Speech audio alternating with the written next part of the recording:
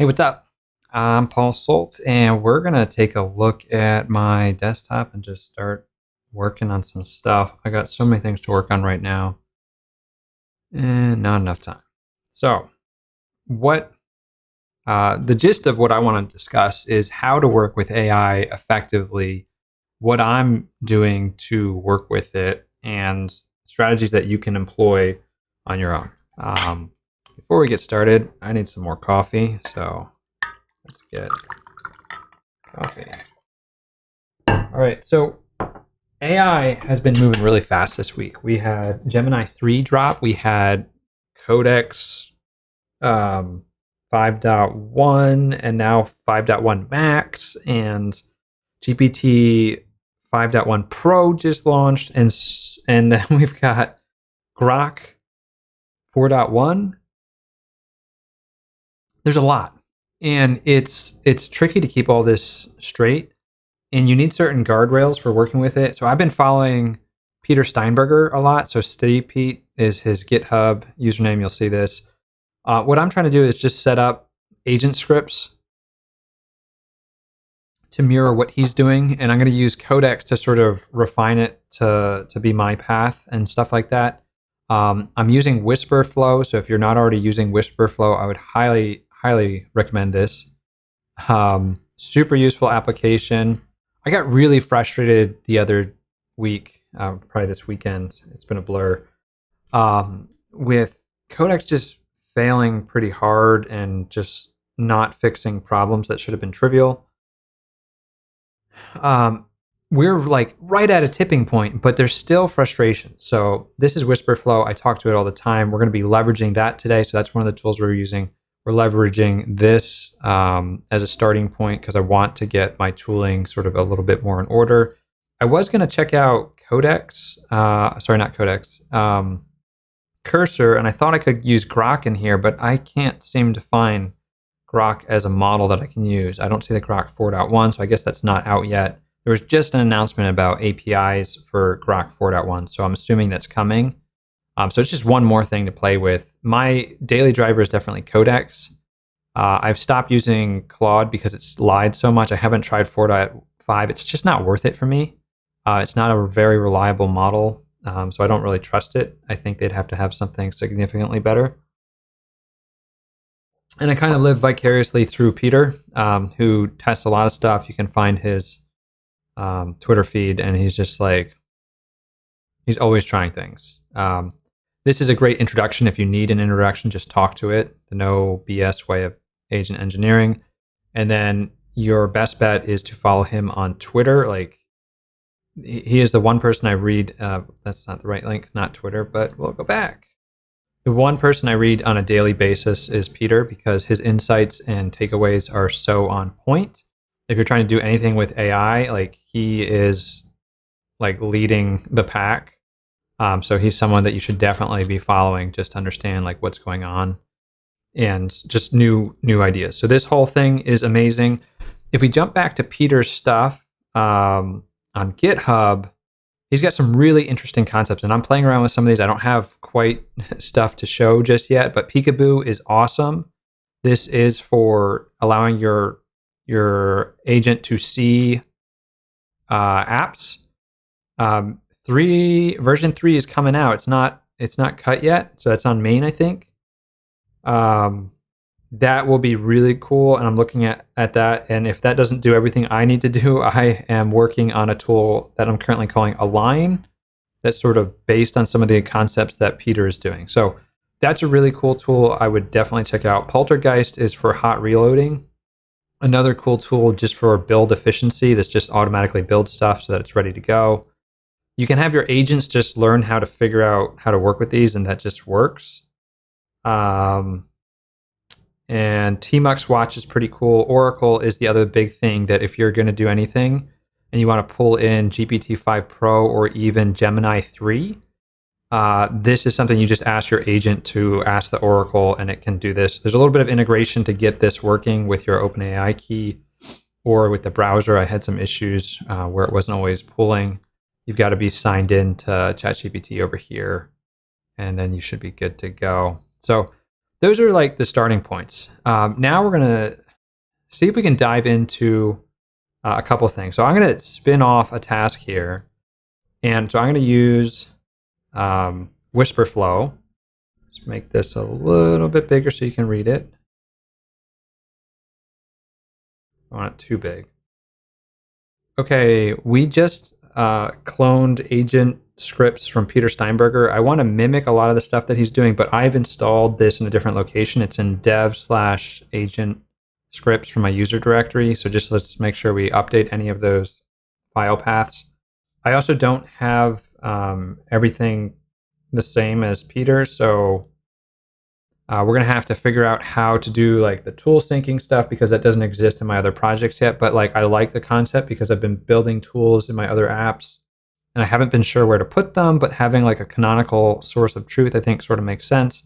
Depends on if I need to break out a tool. I've got a couple tools in my repositories that I'm probably going to have to break out into their own repos, but I haven't done that just because of all the agents.md rules and kind of setup process. So I need you to help me think through this as a starting point and how we can adapt it to me. So it might mention Peter.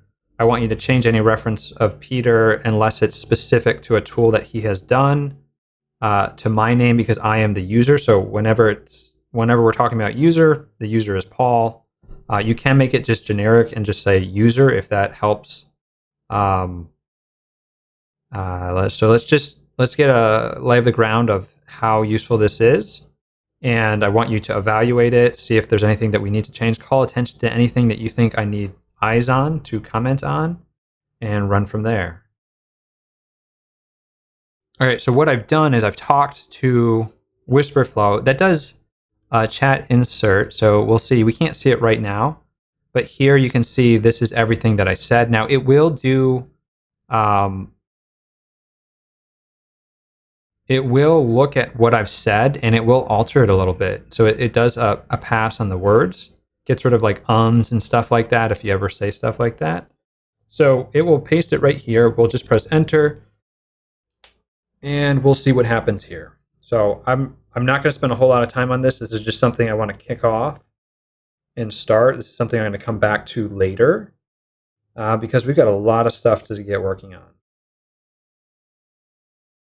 So it's going to read this. I do not have, I think, an agents in my root directory, so it might need that, and hopefully it's going to install these tools. So I've given elevated permissions. One of the things you'll see that Peter does is he runs it at like full approval or the unsafe mode, which is where I probably need to start doing more official backups. Like I've got stuff on GitHub and stuff like that.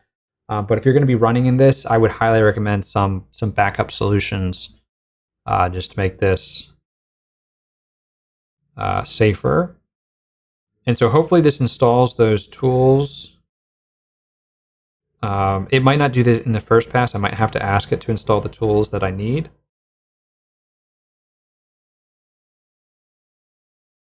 So it looks like it's going to figure some of that stuff out. Okay. So that's kind of the lay of the land.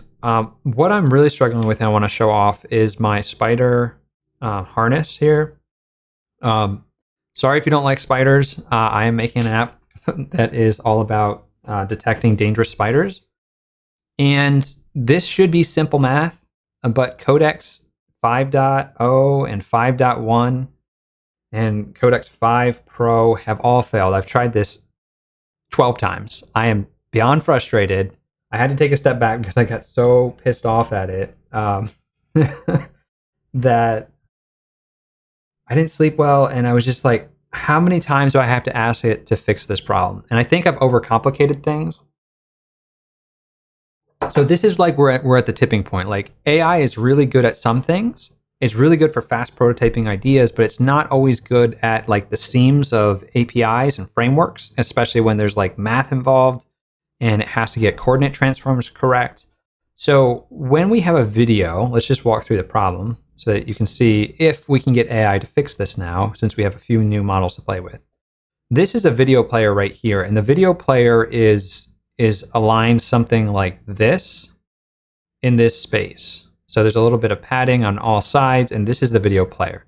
So if I had a wider video, it would load differently in this player, and then we're trying to detect spiders. The problem is the current harness is not working properly. And so I built tools. There's this debug snapshot where it's supposed to give me all of this stuff. That one's not populated yet. Gives me the metadata, which shows me the rectangle regions, the crop, full crop, overlay with the crop, and upright. And you can see, well, it's broken something else. This is now sideways, so it has not normalized my photos because this was taken with a portrait orientation, so now it's on its side. That's a problem. The overlay is in the wrong spot. The overlay is actually, it might be where, no, it's totally off. It might be this distance off this top edge, but it needs to be rotated. No, it should be aligned on the edge. So it's totally wrong. Totally wrong. So all of this is wrong. How it should look, if we go back in time, I had part of this working at one point. This is the actual crop that I'm expecting. So this has been just annoying to try and code up. So here is the crop rectangle. This is what my spider detector is telling me is a spider. So I have an arachnid detector that I trained in Create ML. And we can take this actual input and sort of see what Create ML is going to show us. So I'm going to be jumping around a lot of different things today because I'm working on so many different things that are intertwined. Part of it is improving tooling, and part of it is this. So this is my spider detector. I believe this is the one I'm using in my app that I exported, Spider Detector 2.5. I need to do a new one. We will grab an upright image, drop it in, and it's going to tell us where the spider is. And then we're going to see, okay, does this match what this is showing?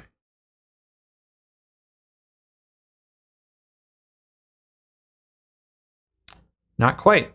It even looks like this one is wrong. So there is a difference here. That's really interesting. So this is my source of truth right now of what it should look like here on the left. Let's see if we can hide that. I don't need any of that. So that leg should be inside the rectangle. The bottom edge almost looks right. There is potentially, if this image has any other compression, like this could cause it to not detect in the same exact way. But I would prefer if the AI just drew the box in the right spot. Okay.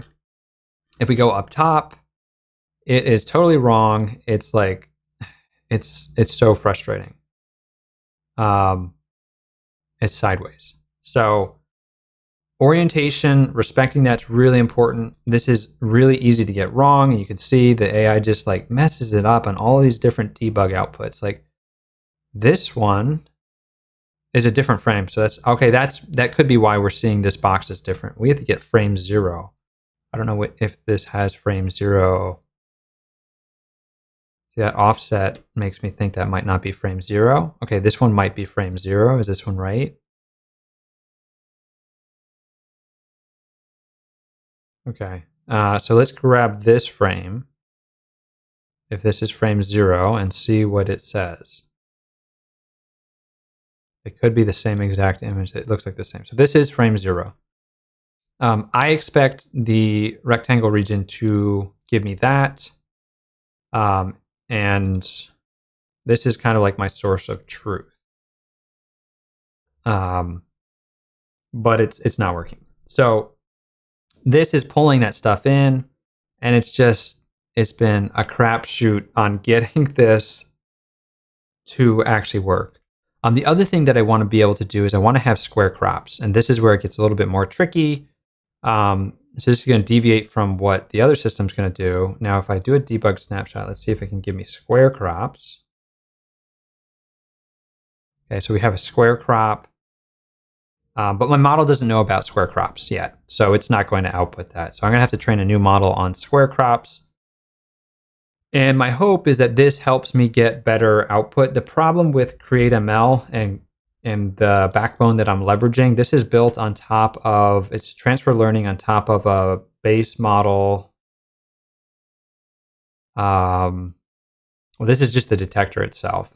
So that's how that's trained. And then the classifiers over here, I have like 60 gigabytes of spider photos. I forget which one I'm using as the final one. It might be this one.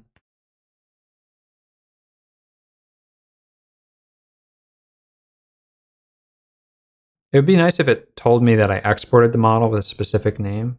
That doesn't seem to do anything. I was testing because certain augments change things. So Flip is the only one that I think is safe for spiders at this point, unless I'm going to have to hand roll using AI some new stuff.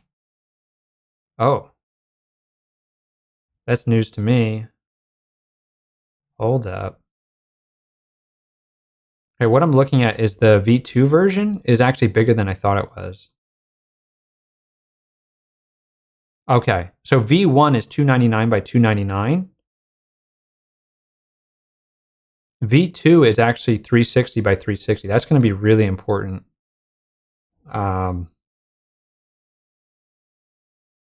For the size of crop that I'm looking for. What you'll see in the app now, if we just look at this, if the spider was actually framed properly, let's assume that this is actually what's fed into the model, then it's going to tell us this is a yellow sac spider, 30% confidence. Now, this is not a yellow sac spider. I can tell you that by looking at it. This is a orb weaver, Arrhenius. And I could do a long edge or short edge. So long edge and short edge go back to the rectangle. So this is the original detector sort of shape of whatever that rectangle is. Hopefully it is cropped properly. This is not cropped properly. And this is going to say now it's a house spider, 35% confidence. So it's missing part of the spider here. And so it's mislabeling it. Plus there's all this extra space that can seem to throw off the model more. And the spider species that this is actually not even in the list. And the reason I think this is because my house spiders, yellow sac spiders, grass spiders, and false widow spiders have more blurry images. So when there's motion blur and stuff like that, we're going to lose out on fine details. And so that's why it's also really important to consider looking at this in terms of a square. And so when I do the long edge, that's going to just give a lot of extra negative space. And so that's going to match more like environmental stuff rather than actual spider body. And then the spider body becomes less detailed. And so what I've done on my export here is this is currently the full res crop. So this is its native pixel resolution. And then this is resized. You can see it's way smaller, down to 299 by 299. I actually can go to 360 by 360 for that other model, the V2 version that we just talked about. So that'll give me a little bit more detail on like the fine hairs and colors. But we can see there's a lot of blur in this because this is captured from video, and that's really impacting the detector. So now if we come back here and we throw the short edge in, you're going to see that the model changes entirely. This is totally wrong. Hopefully this is what's getting fed in, but it is not clear like what's going in here. I have no idea what it's going in. I also have a quality classifier. This is a totally separate process. Just trying to see if this is a good image. I have so many tools that I've built, but like AI is really good for prototyping. So let's open up image quality. So this is my other tool. And I built this, and I have not used it to re-export a new quality. So that's on my to-do list for hopefully this weekend. But this will load up all of these spiders that I've exported, and it's helping me classify them. So far, over here, you can see I've classified 10,700 spiders. Now, my original good-bad classifier I trained on like 1,000 images. Now I have a ton more. I've got 1,700 bad images trained and 8,900. So I have to get this up to like 4,000, I think, for this to be good. And this tool just allows me to cycle through photos and say, oh, is this a good photo or a bad photo? This one's a bad photo, so I'm going to do down arrow. and just classify. If I do down twice, it will discard, like, let's say it's a picture of someone's hat. A lot of the training set that I'm working with is bad from iNaturalist. So I have to go in and hand code this. This is too blurry for me, so I'll just say this is a bad photo. This one we can actually see, this looks like a black widow marking. This is probably a brown widow, and we can see down here it says brown widow. So that's what a brown widow looks like. And remember, the hourglass that you're going to see on a black widow or brown widow is on the bottom of the spider. It's not on the top, which is what I thought initially. I would say this is a good image. We'll go through. This is sort of a good image. We can see the eyes. So that's really helpful. This one's a little blurry, so I'm going to say bad. This is really bad. Bad. Bad. This one's actually good. This is a false widow. We can actually see a lot of hair and interesting patterns. And we can also see the web. So this is the type of web that a false widow or a black widow, I think, has. It's very similar. So you're going to see this like geometric designs. This is bad. This looks like an orb weaver. No, this is a brown widow. Okay. Yeah, there is an hourglass, but it's a bad. It's really hard to identify. And so this is the challenge with image stuff. I think this one's pretty good, so I'm going to say good. And it just defaults to good, so I don't have to do like tons of hand coding. Every time I get to a new image, it just classifies it as good. It's pretty good. It's got a little bit of blur. We'll go back through and use the model to determine what it thinks of this. I would say this is good enough for right now, just because you can see all these special hairs. You can see the abdomen. We've got a lot of detail here. So this one's got some blur. I think that could be camera motion or the spider moves quickly. And so that's one of the challenges I have with insect photography, especially when it's a fast moving insect. I think this is a woodlouse hunter, and I feel like they run a lot and it might be dark. So we're going to see like dark shadows, which also is going to throw off the model a bit. So I'm on the fence if this is a good image. Like it looks, it's not sharp. So I'm going to just say bad. This one's, I think, passable for identifying a garden spider. Like this is really iconic. I don't think you need a ton of detail for that. So this one's definitely bad for a house spider. And this is what's throwing off my model. It's like stuff like this, where it's like, how can you even tell what kind of spider this is? Maybe if these are super recognizable, but this much blur, this lack of focus is just bad. So we just run through. This has got motion blur. Doesn't look good to me. This one's, the legs are in the way, but like you can see, super in focus. So that's a good one. This one we can't see anything except web unless the spider is so small. Maybe it's hiding here. I don't even see it. So this is one I would discard. Like this could be useful for web, but I'm going to discard it. And that way I can look back at discard and see, okay, why did I discard it? Is it just an egg sac or a web? I will treat that differently. This looks like a crab spider. This one's good. We can see the body. We can see the eyes. That's really good. This one's on the edge, but I think it's good enough to identify. You've got the web, so that's going to be a helpful clue. You've got the body. These stripes, I think, are pretty indicative of the fishing spiders. The eyes, too, though it kind of looks very similar to a grass spider or a wolf spider, though these are really big. If I can get measurement info, I think that would tip the scale in terms of fishing spider or not. These are pretty good. That's a brown widow, it looks like. Oh, no, that's a black widow. Interesting. This must be another subspecies of black widow. I have black widows in North America all sort of grouped up into one. This could also be male or female, or this could be juvenile. They have different colorings when they're smaller. This one, again, is a bad image. So this is the type of stuff that I'm doing. And then I've got a review tab, so I can sort of just see like what's been classified, what hasn't, and sort of do that type of thing. So super useful. I built this all with Codex, and it was phenomenal. I got it to a point where it's usable. It resumes its session, like all kinds of fun stuff. So that's one of the tools that I have. But we're going to get back to what I want to test out.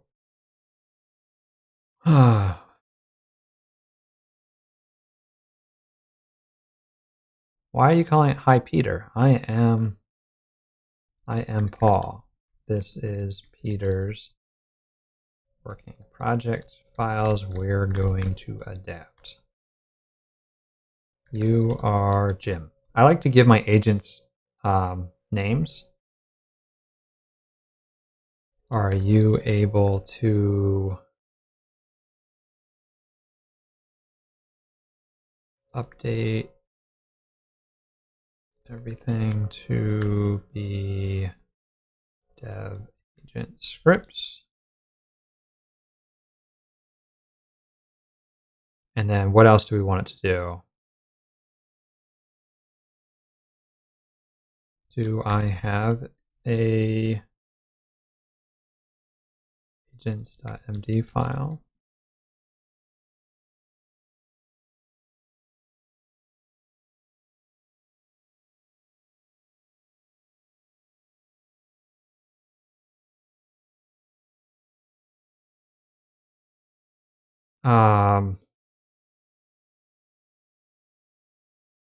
I have my own atomic commit that I've been using, but using his might be fine.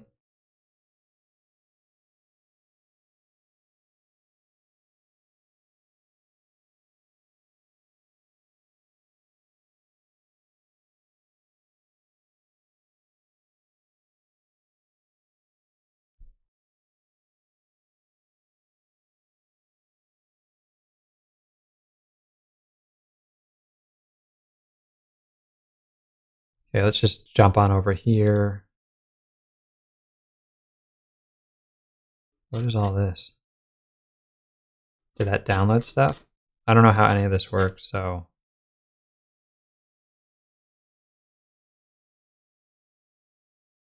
Okay, so we have that.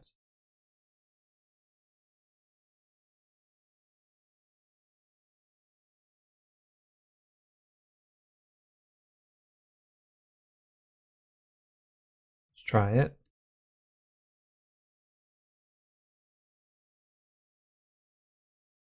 Okay, so maybe the agent can figure it out, but it did not. I think the new lines messed it up. Let's try it one more time. So when you copy, this is another tool that was over 2 lines. See, that's the problem. Anytime there's a new line like this, you have to fix it. Peter has another tool that is for trimming. It's called Trimmy. I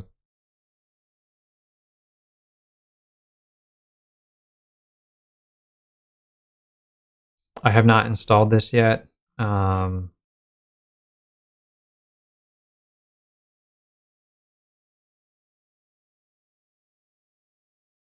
So that's something to come back to.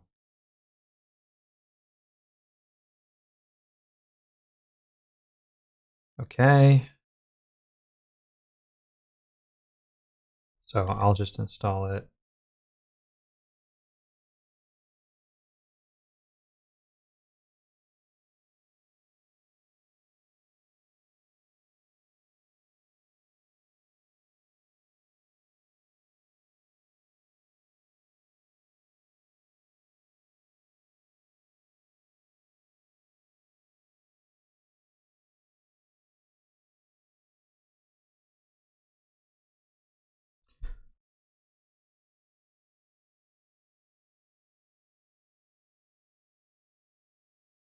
So I need those / commands installed. Can you confirm and install to proper locations?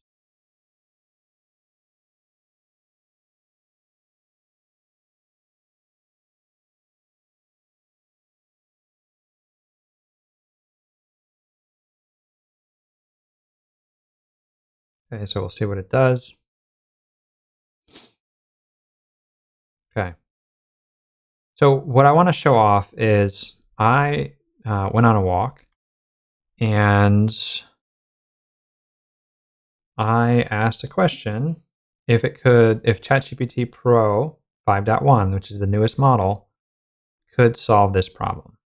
So it gave me a solution in one go. I don't know how to apply this yet, So I was going to see very first pass.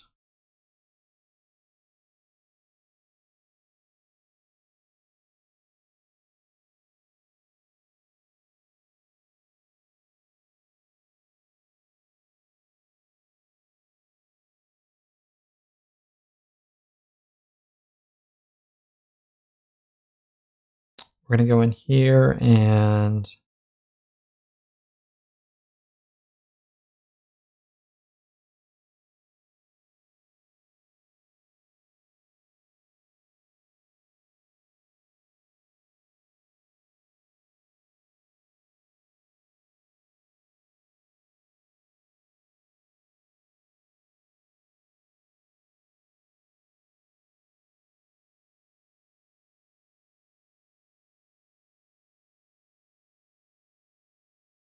I'm going to move this in here, and we're going to go into one shot.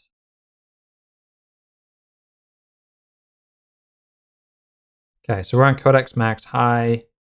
Let's set approvals to 3 so that we can do everything. So just real quick on that one.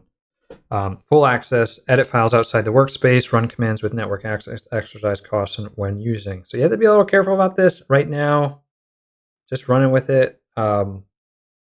Agent mode just keeps asking me questions to run commands. And maybe that's because I got make files and stuff like that. I don't know. It's really obnoxious. So I have approved that. There's another approval dialog that also appears that didn't show up there. So next, we got status. Okay, so this wasn't showing before. Now I can see it. Resets when? I don't know how to read that. What day is that? Seems like we're missing a day. Okay, so we're going to just say, please apply and create the one-shot solution provided here. So that is this. Let's go to the top. So hopefully this all works. And let's just copy. So it thought for 27 minutes. Original prompt, please store in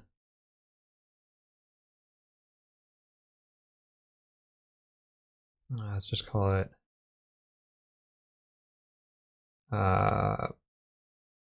GPT 5.1 prompt. Let's just call it prompt.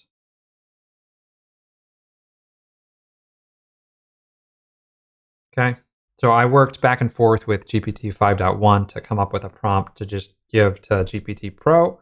So we're going to see if it can apply that. And then we're going to do a simultaneous one here. And we're going to do make dear frame crop. And this is going to be Grok 4.1. So the other one's GPT-5. We're going to go into frame crop. And we're going to see if Grok is any good at this.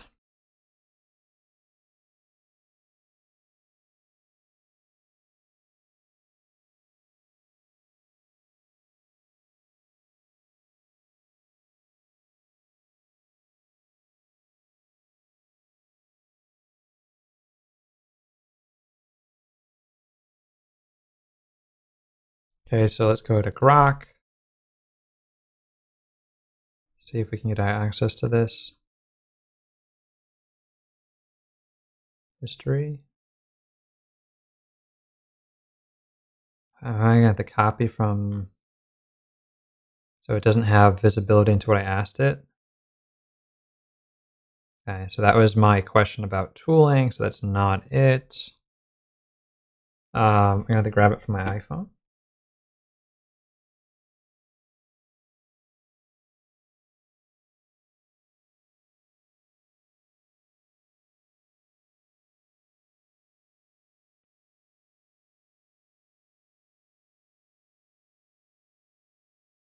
So there's my prompt. Here's the answer.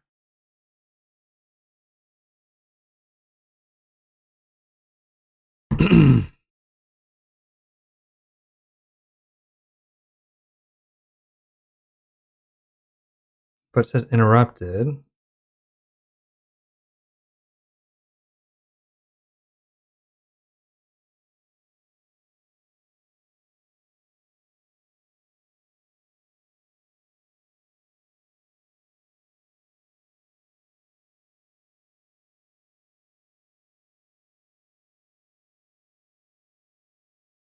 I don't know what to do with that.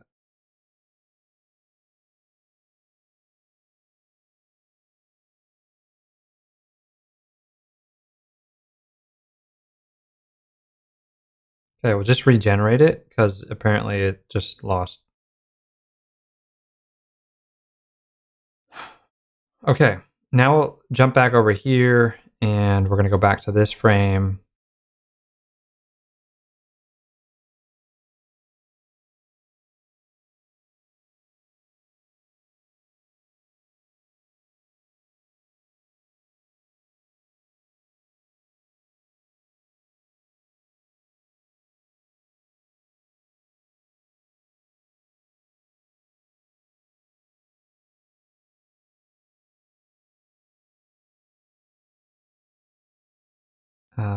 GitHub.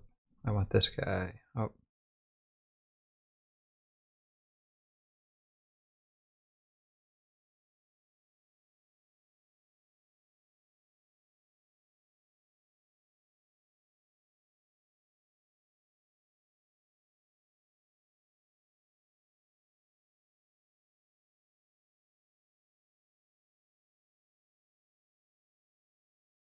So I'm going to ask it to use Xcode Project CLI and see if it can make that. And then we'll go back to Grok.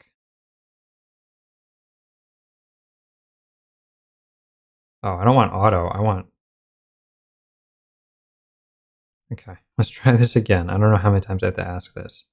So we're going to try Grok 4.1. I asked it to think harder.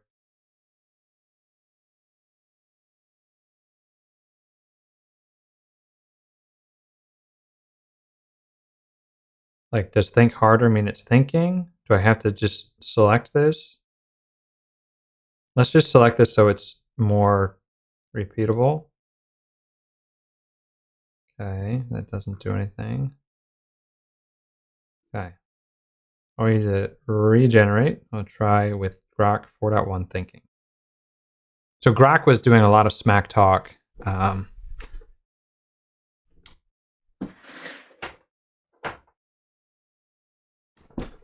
A lot of smack talk about the other models, and we'll see if it's even worth its weight, worth using. I'm not sure why. Sometimes Codex has this weird error where it just like displays stuff like this.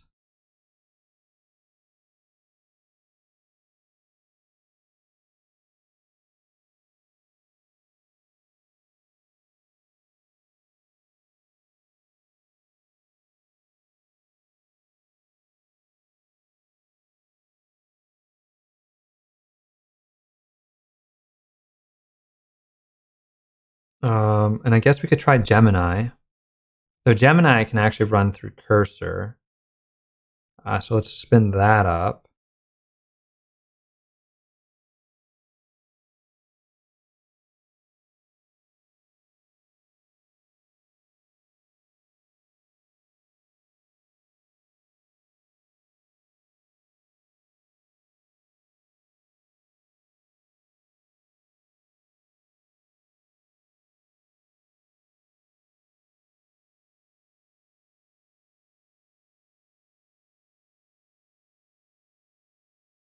So I'll create that.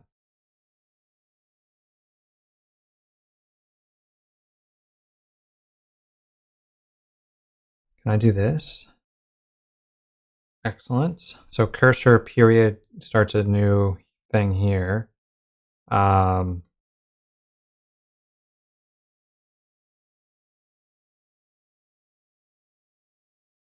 don't know what to say about that. Like, okay.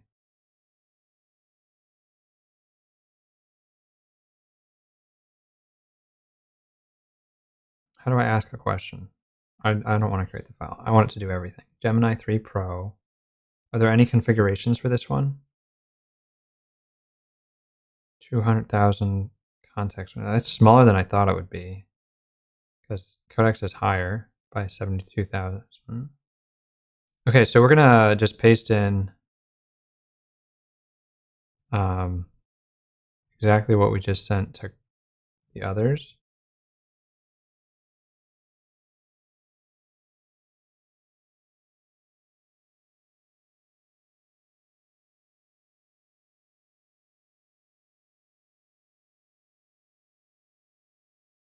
How did I preface it?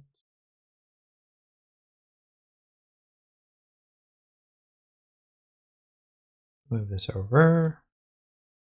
Go back to cursor.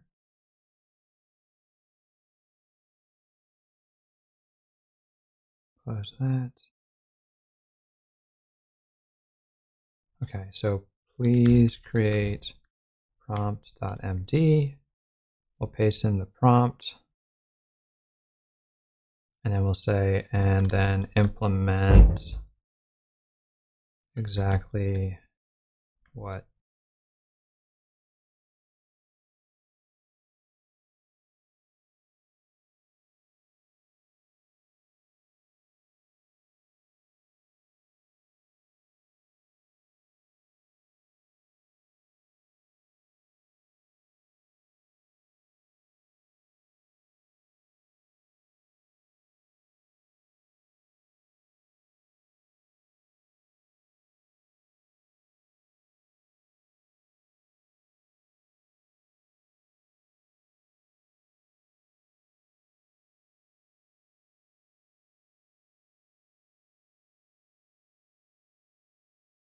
Okay, so we're going to give it the tools, see if it can just do everything. So this is agent mode, Gemini 3 Pro, and go. All right, so we got 3 different agents working on this, and hopefully Grok has a solution for us. Grok is still thinking, which is good. So it's writing the code for us. We're going to see if we have something working now with, what is this one looking at? Just minimize that so we're not distracted.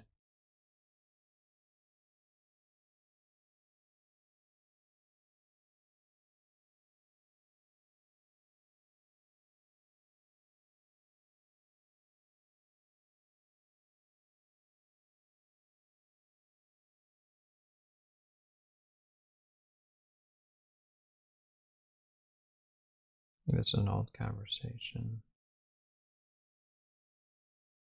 Oh, this is probably, this is the last time I tried using Oracle. So we'll probably come back to that later, not right now. Okay. Did Grok finish? Okay, so this is our 4th attempt.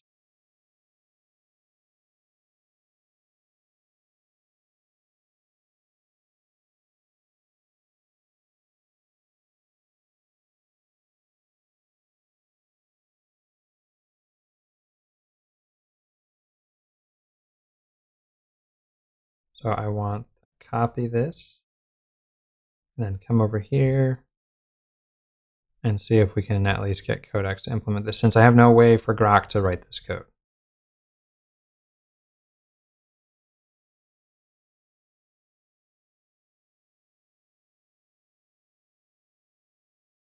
Okay, and we'll wait for that.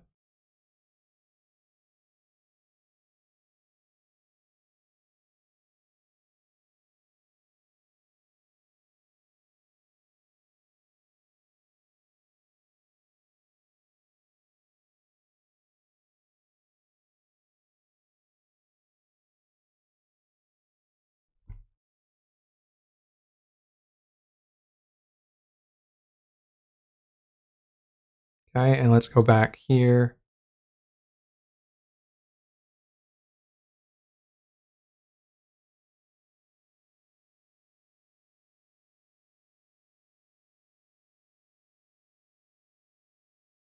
this might be its own project of trying to figure out how to get the AI to install this. Apparently it didn't read how to actually install. I don't know how to install this yet.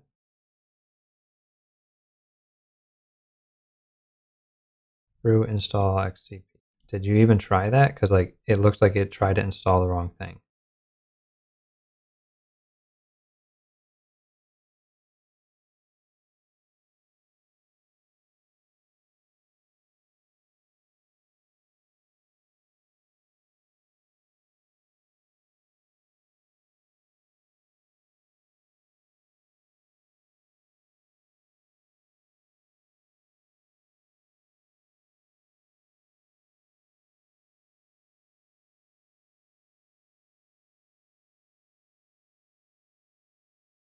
Okay, so I might have to create the Mac app, which is annoying. Or we see if the other tool can do that. So this is built on top of this one.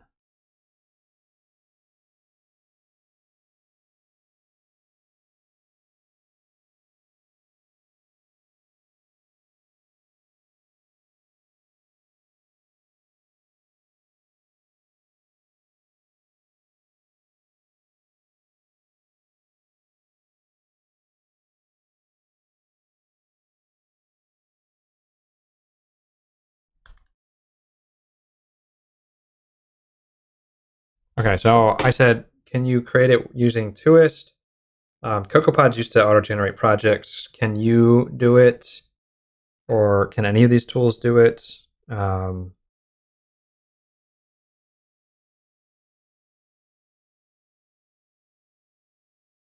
don't know what it's saying here. It's like, what's...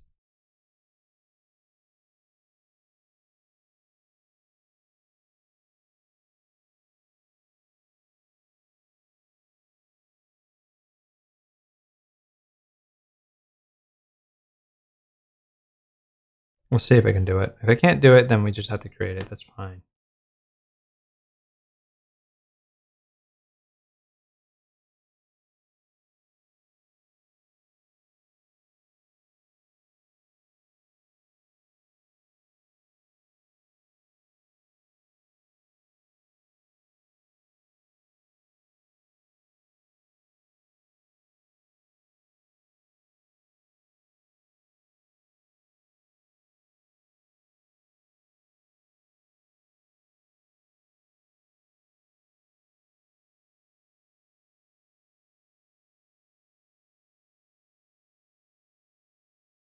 So I'm going to ask this to just create the Xcode project, see if it can do it.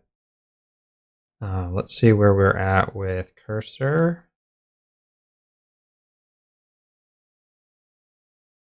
So this is writing code. We'll see if it can actually create the project. So it's 3 different ones doing a very simple prompt of all I want to do is show a video and do the most minimum version of the thing that does not work. I asked it to display a video, draw a rectangle on the region of interest, draw a rectangle on the video bounds, draw a rectangle on the full video player, be able to crop and save to disk, be able to frame step, frame to frame, and just see if it can do it. That is all I have asked for. We're going to see if they can do it.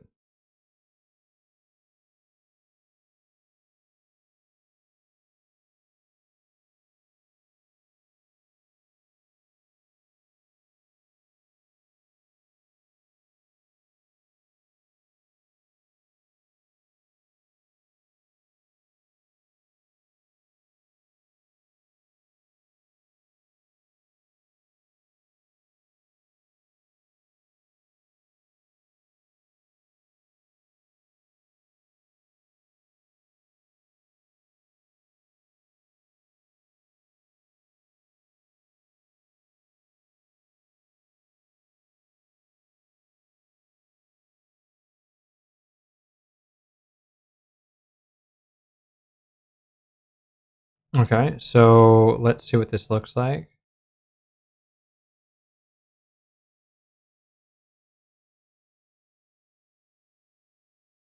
Okay, so I'm in, this is GPT-5. Maybe we should move the folder.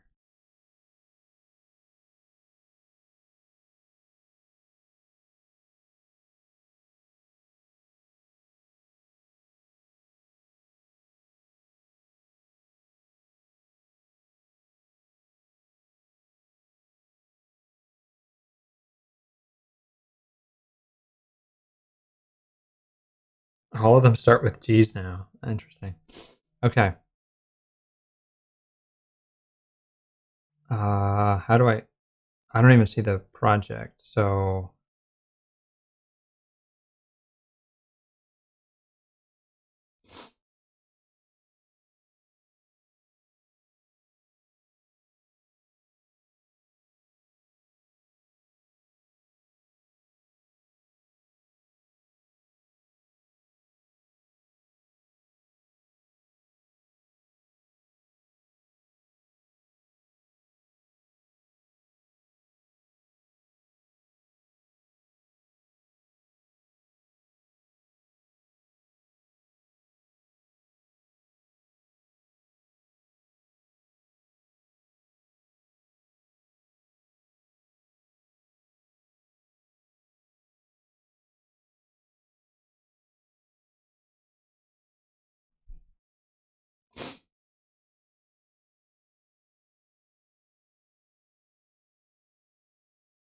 okay, so we're just gonna have that go.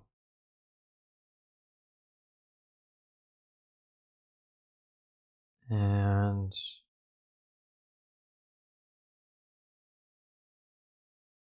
okay, so what is this telling us? Is there like a expand mode?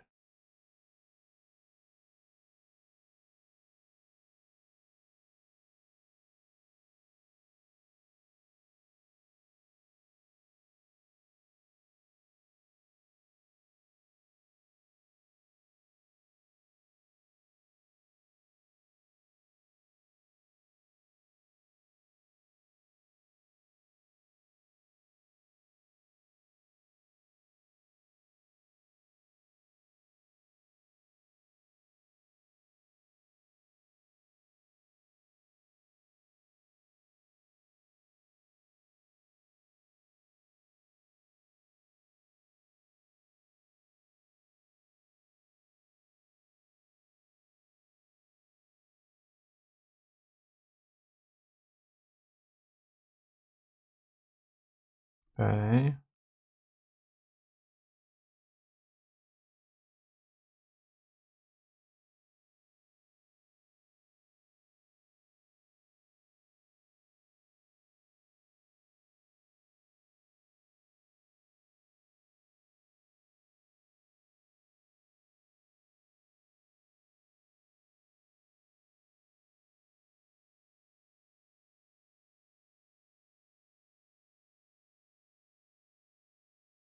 Okay, so we got some homework now. So for Gemini, I don't know why it was.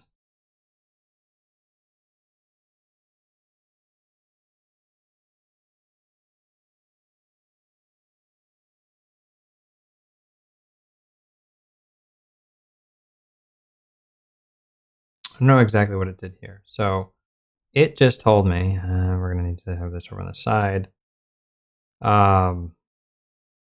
Swift run.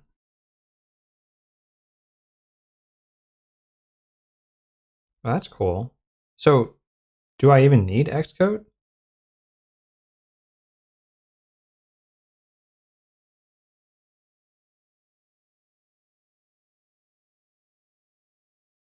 Okay, and is this on my desktop?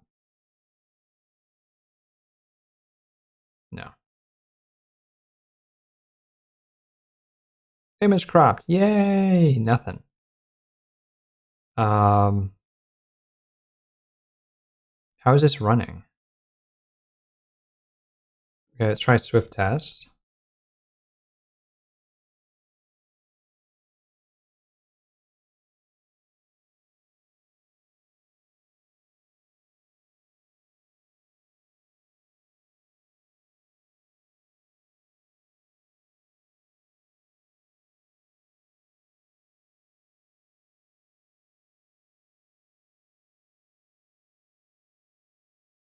got cursor open. Let's just look at it in cursor.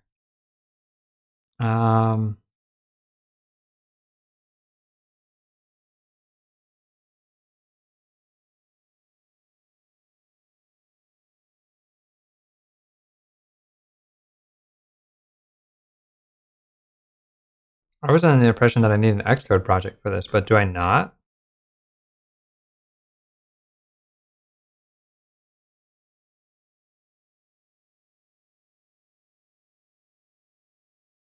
Please load spider.mov from test data folder.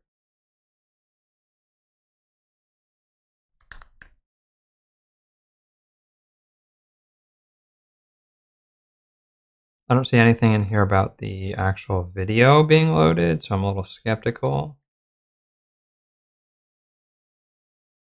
It's got some of the tolerance stuff, which looks somewhat promising. The overlay is a view, stroke color, stroke width. Got accessibility.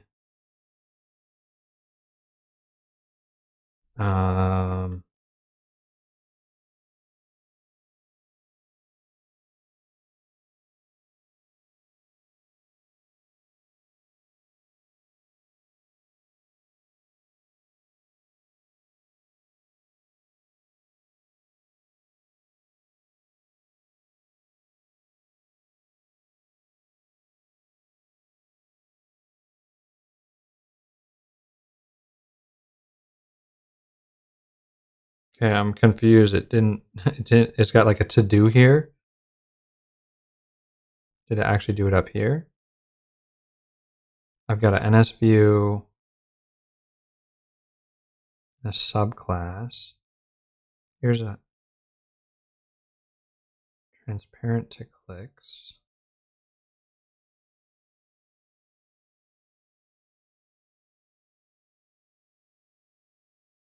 This one's not. Okay, so this one's not transparent. It's a really weird, like, it's using the default implementation. Like, I don't know. So what is this doing?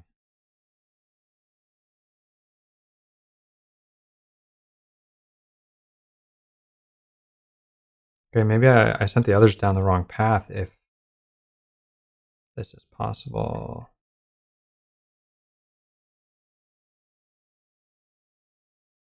Okay, I'm losing track of everything here. We got way too many things going on.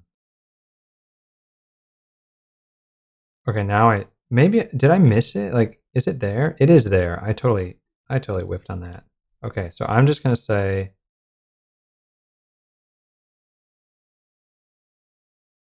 okay, I guess I don't have that on the system. So open.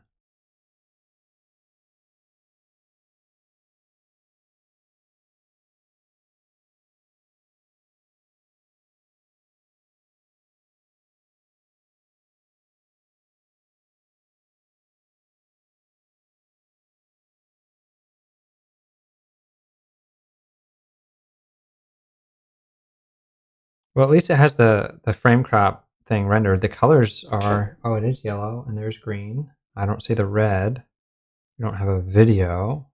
Okay, so let's see if we can, please load video from test data folder. It's spider.mov.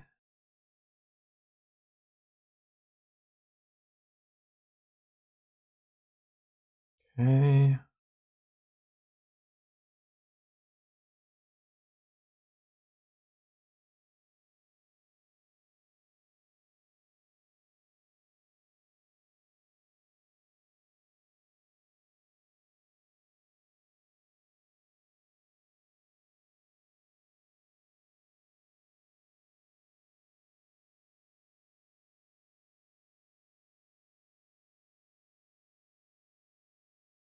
Okay, so we got errors with the Grok attempt.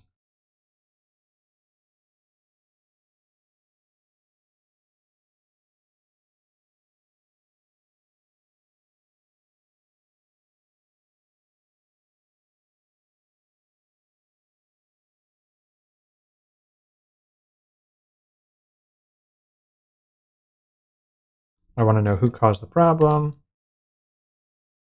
just to know if Grok is to blame or if this is just the oddities of trying to get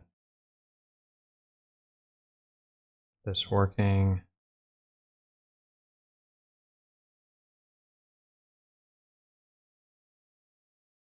And then I need to give it the file.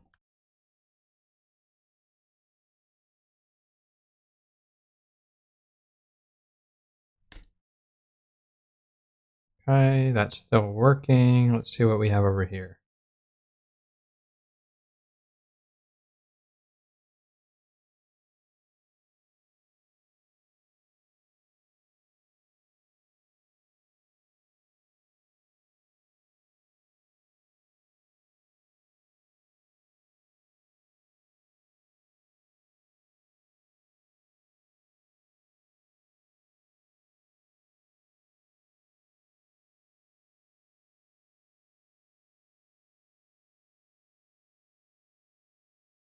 Okay, let's just do a new window. We're going to need both of these. Gemini.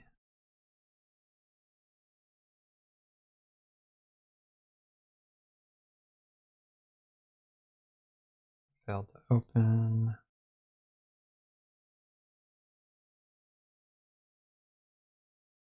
Failed to open.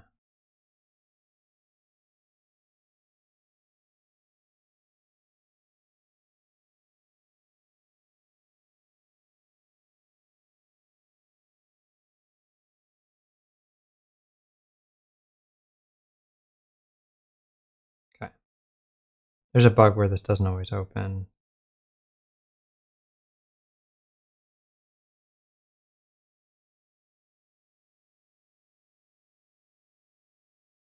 Will this work on both? Weird how it's letting me target iPhone. I have a feeling I have to run it from the terminal. It's not going to work in here, but maybe it'll work.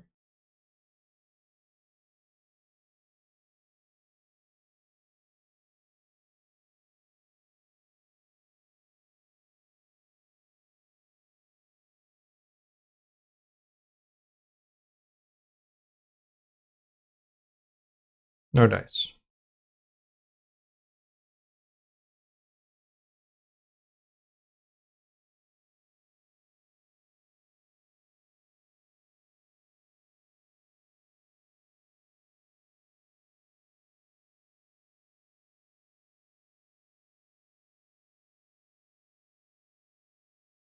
So this is the file.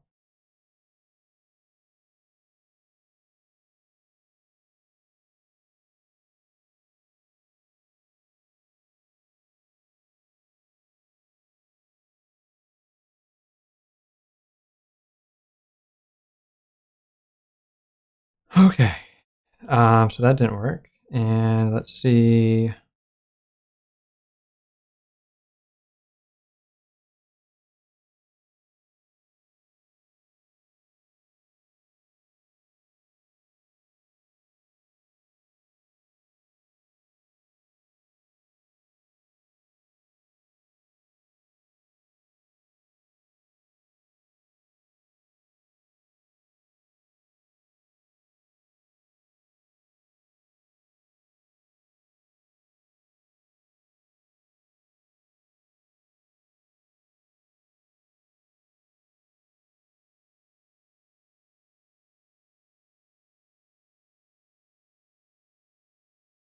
Nothingness. Okay, so that totally didn't work.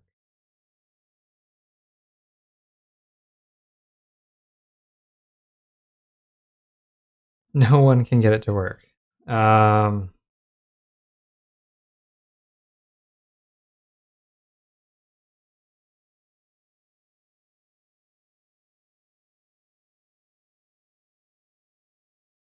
Okay, so that is GPT-5. It's just not working.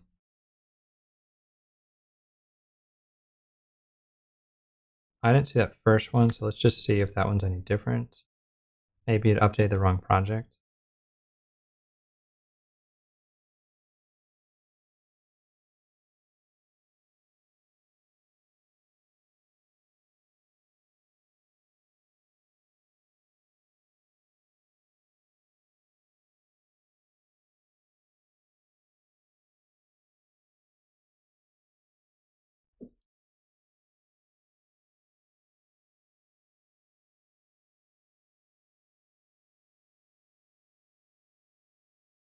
It's not going to be in the bundle.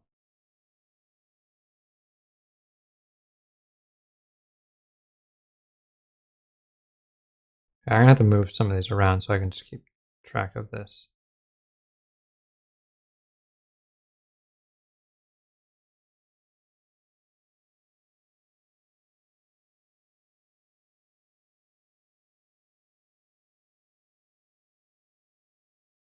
Well, that's unfortunate.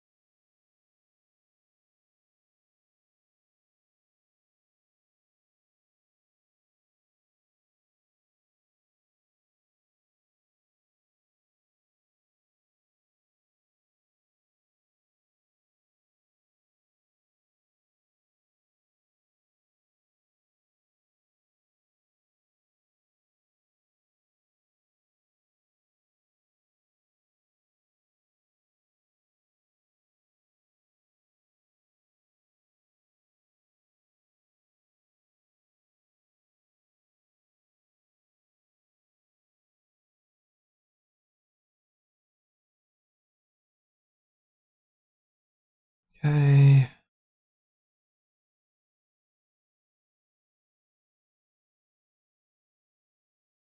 Is there any output? Like,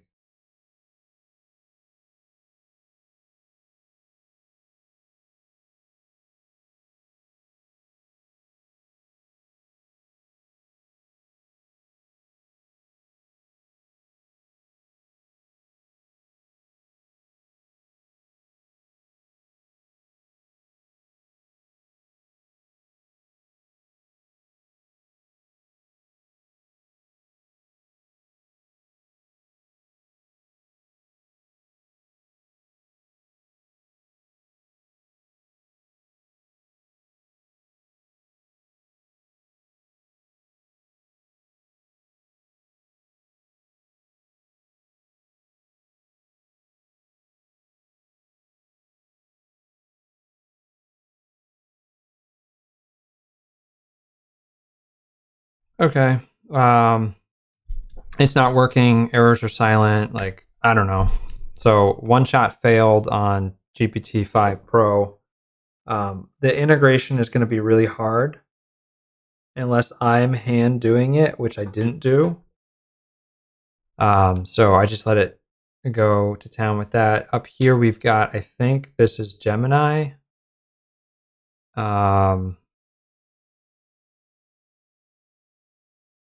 No, this is Grok. Okay. So there's no Swift package.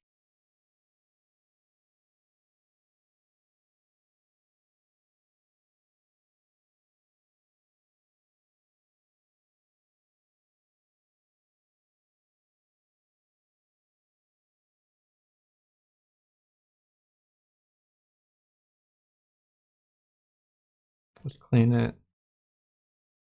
Try and run it.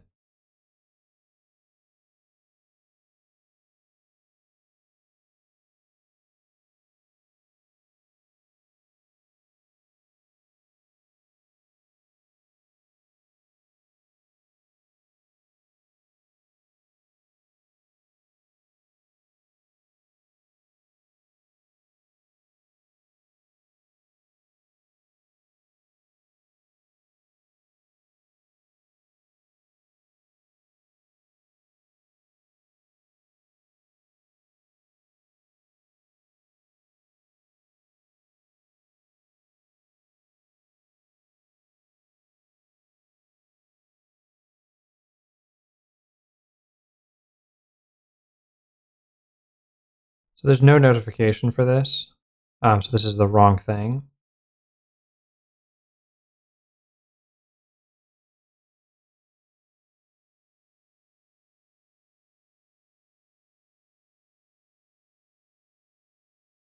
They're not listening for it. Okay. What do we have here? Let's check out Gemini. So Grok is like code errors.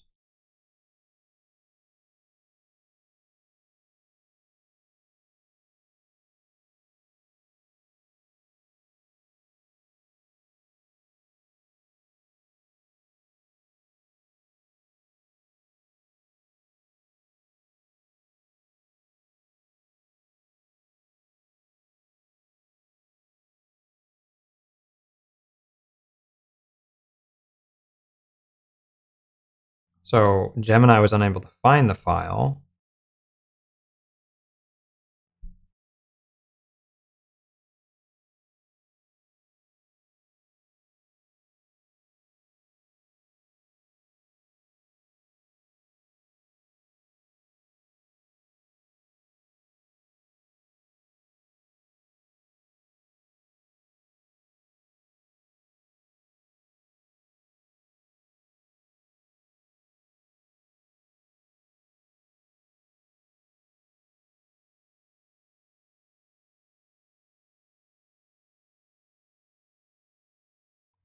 There we go. Gemini got us something.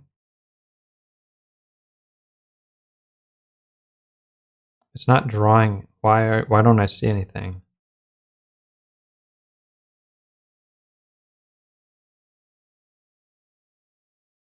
Where is it saving the image?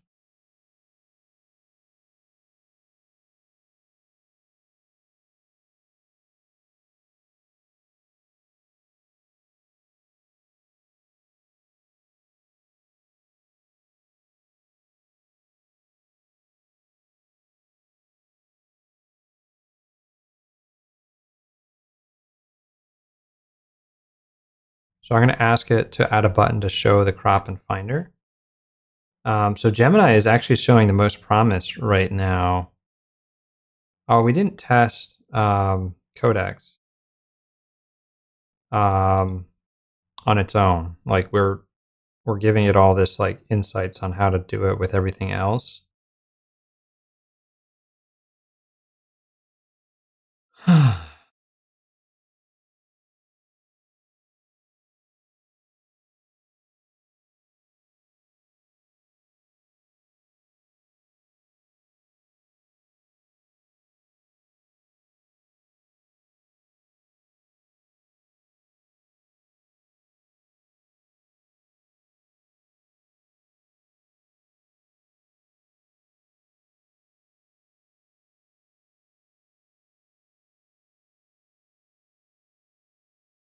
Like if this is what if I can avoid an Xcode project, that would be amazing. For Mac app, Xcode projects are a pain in the butt, but they're still somewhat useful. So let's see if this works.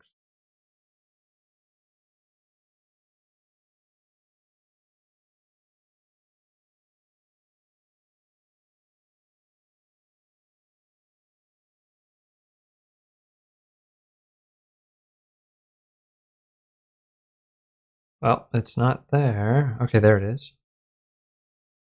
Yikes. That's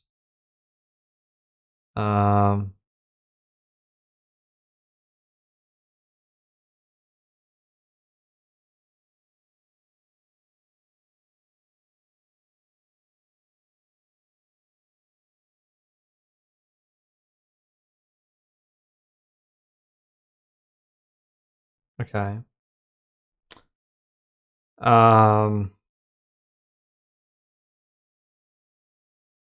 What was that?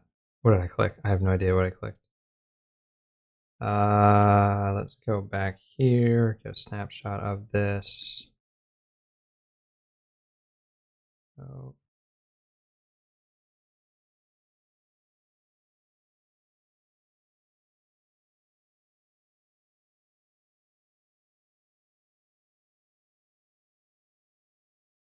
It's just like a head. It's like a headless app. That's weird.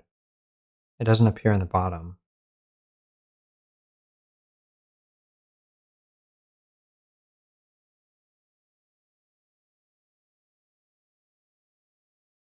And then we got to give it the screenshot. Oh, I can't find the app once I do that. This guy.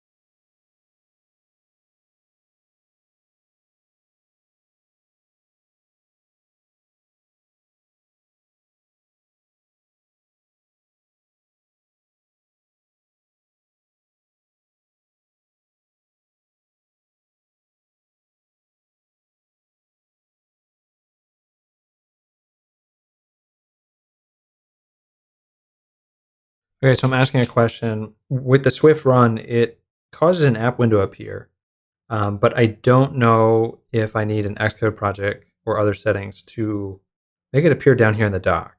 So GPT-5 Pro appears there, but this one doesn't.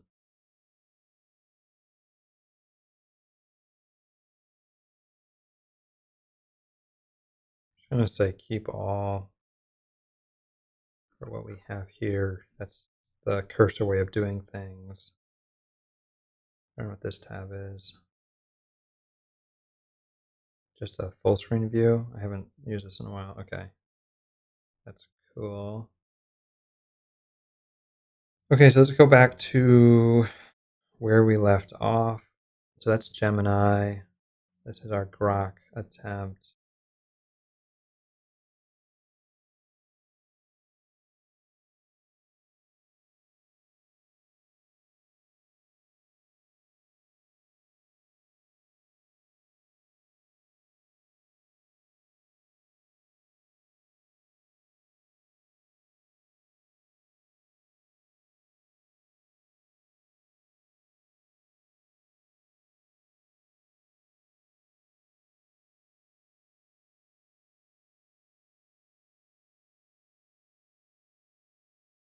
Okay, so we need to ask,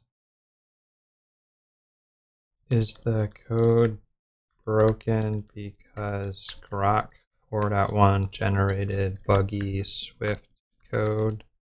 It tried to assign accessibility enabled to read-only properties.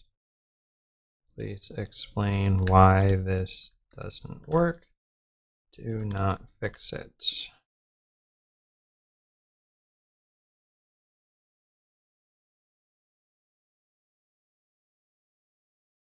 Okay, so if we take a look at this, like it's trying to do, whoops, come back window. It's trying to do some assignments here. This is a function. You can't assign to it.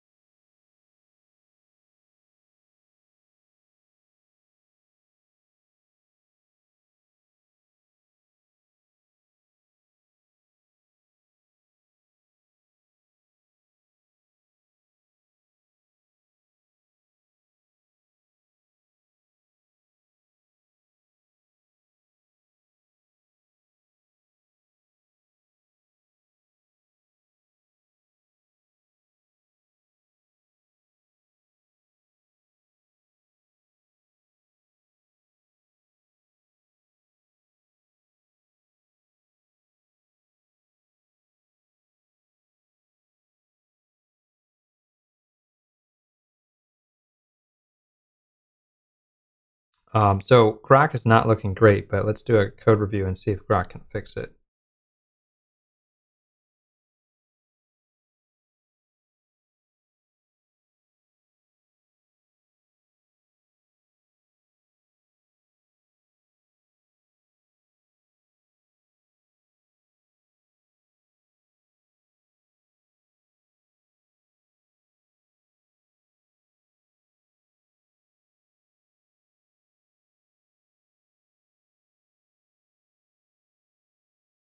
I will ignore that top one, just include all of this.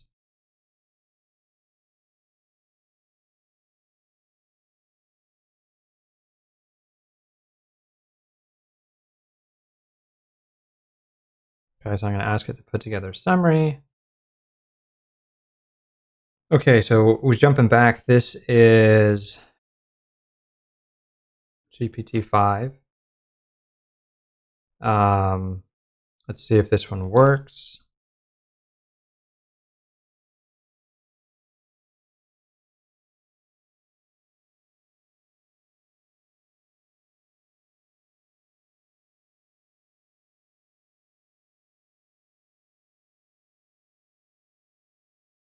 Nothing.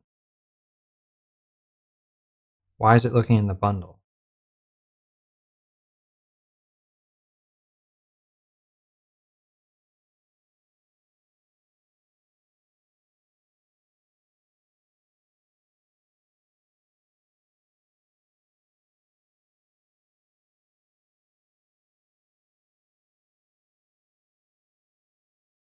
Like file system and integration into like the whole app ecosystem is where like these agents really struggle. Um,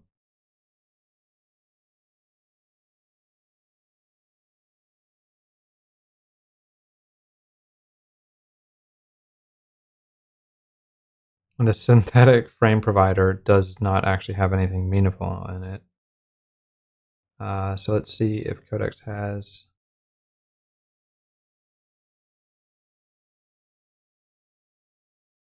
Okay.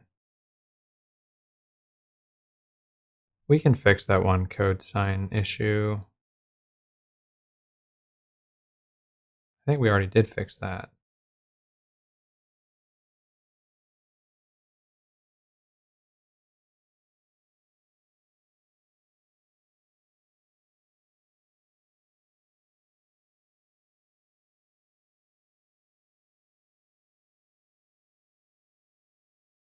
So the benefit of this one, do we have any warnings?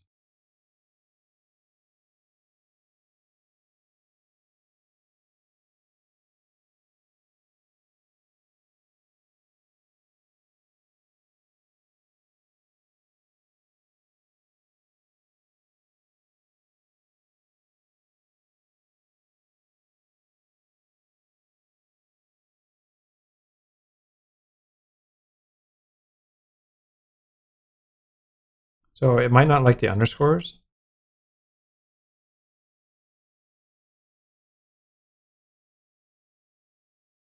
Let's see if that can fix that. Let's go back to Gemini in cursor. Oh, if it could, like, that would be amazing. If it's just that.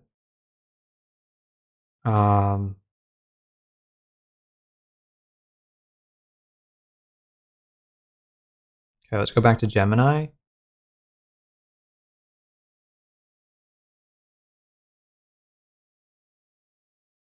Interesting. So there's the Spider app. It's like a terminal app.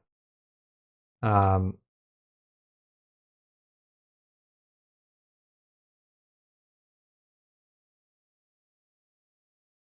okay, so then if I crop it, grab it, where was it? That's its foot. So it's right here. Crop image, does it change?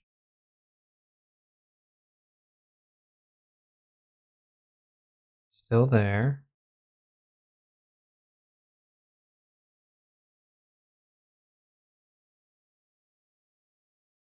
It moved. Okay, I'm still not seeing the UI.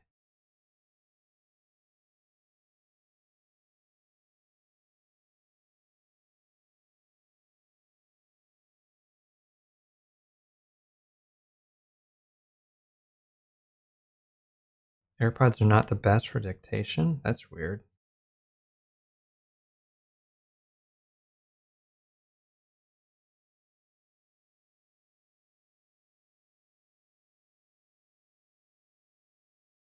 Okay, so this keyboard shortcut is the global function key plus spacebar. Lets me just talk to this, and we're just going to discuss right here, the thing we're going to do. So if I hit this button again, the function key, then it will just have all this.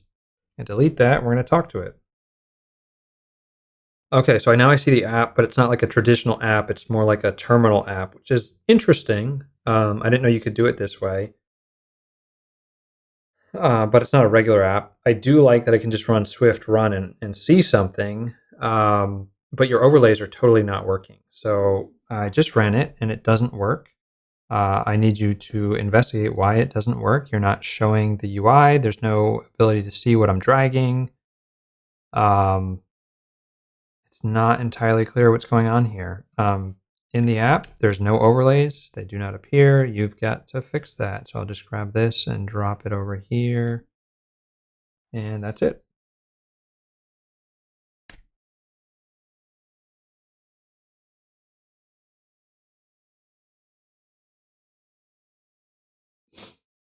Okay. Where did we leave off? So that is Gemini running. And just to be clear, it's not drawing a ROI. So it should be picking an ROI based on my description, and it is not. Okay, so that was Gemini. Let's see where we're at with Grok. Oh, I didn't copy this to Grok. So Grok, who is super cocky, has problems.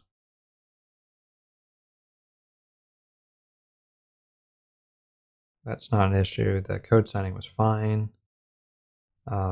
Errors, warnings are errors.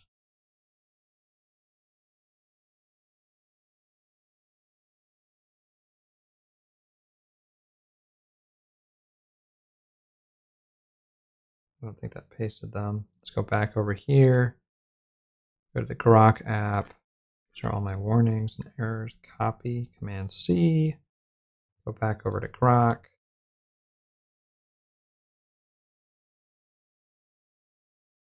Okay.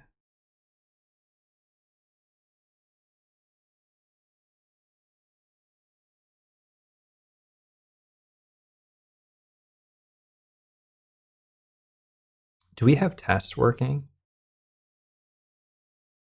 GPT is just thinking. I think we're gonna have to spin up another.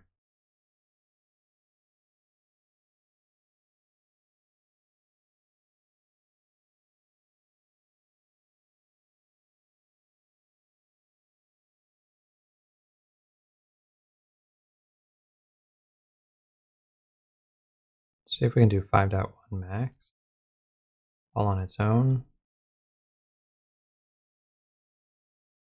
Okay, and let's do.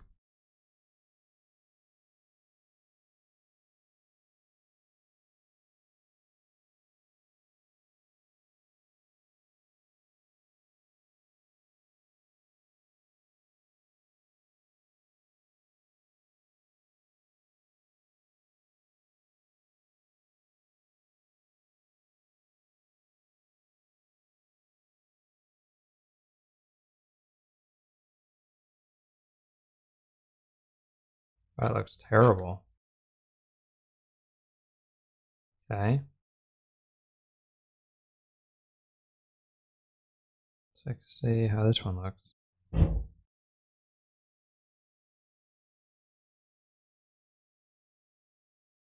Is this what it gave me?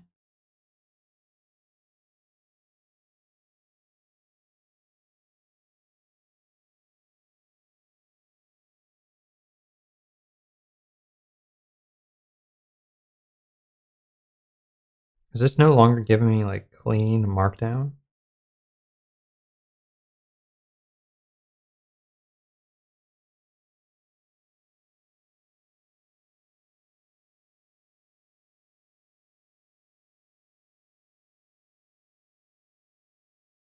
It's because it went through the chat.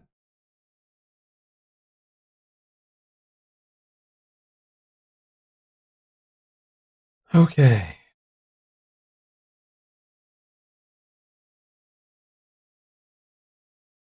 Give it full. We're on max, high. please implement prompt.md and use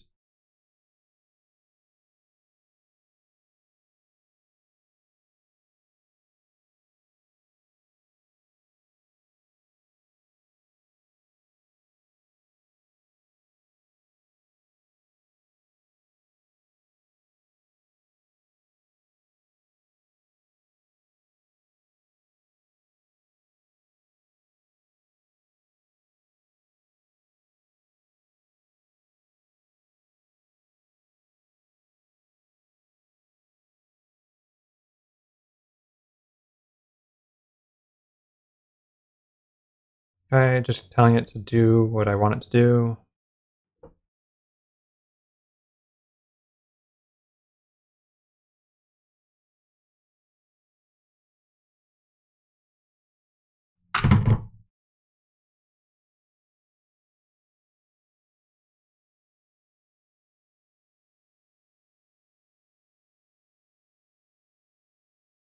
I like how it does it a couple times there.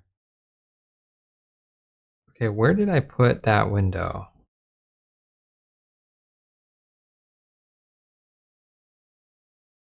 I would really want to get this window next to it. Okay, so this is for GPT-5. Get rid of that.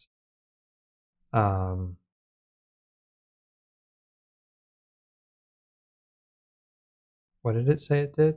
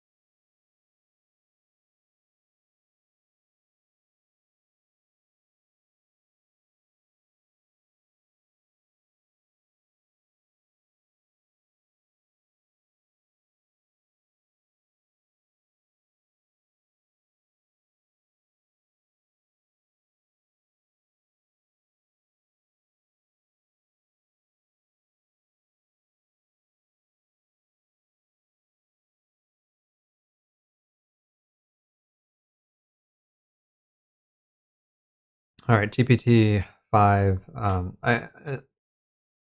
At this point, it's almost like Codex is really driving it. I don't know how much that logic is going to play out. This should be our GPT-5 prompt. So let's see what it's deciding to do.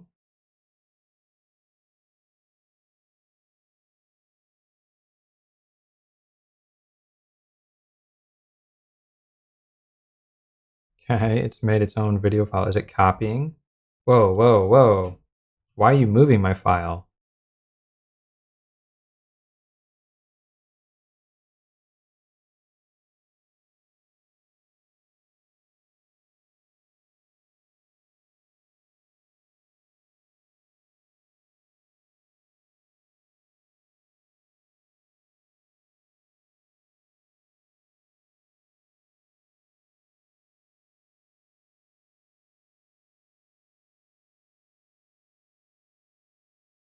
Did it actually move it?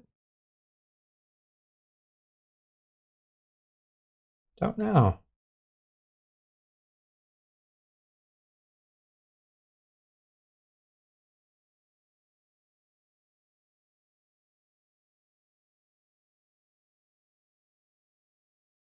Still there.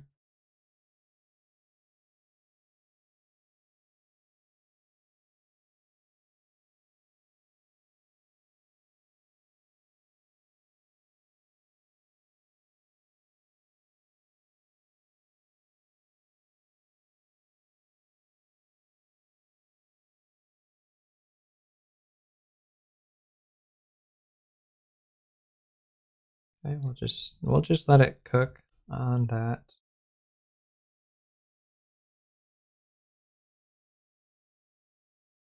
The Gemini finishes. No frames. What's going on with Gemini?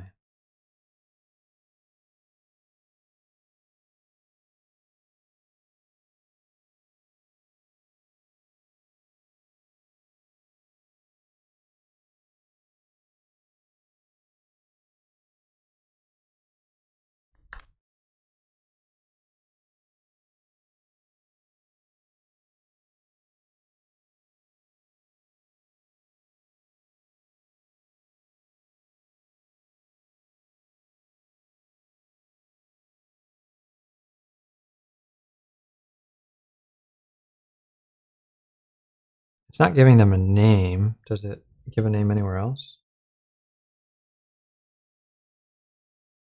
Okay. So we should do inspector and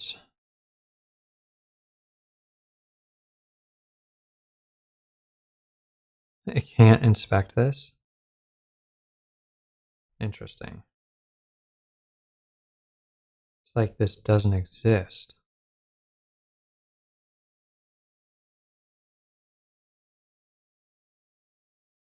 Um,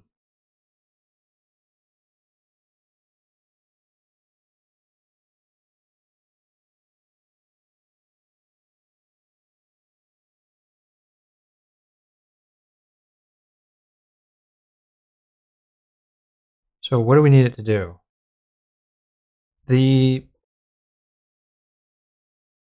None of the frames are showing up that you're rendering, so I don't think they're in the view hierarchy. I don't know how you're adding these views. I don't know how you're laying them out. If you're giving them a 0 size, they're just not there. Please explain how this is supposed to work. When I try to use the accessibility inspector, I cannot actually query anything about this executable. It's super weird because I don't think it's a full app. So we need to triage that. I don't know if we just need to create an Xcode project that wraps all this up, or if I just open up the package.swift and run it that way. But is that going to behave any different? Like, I'm not sure if we need an actual Mac app target or something different. I'm not sure. This is the rough edge with Swift Package Manager. I don't know if it supports this use case. Like, it might make a executable, but it feels like it's more for command line tools. Unless there's another mode, I need you to look at the documentation here.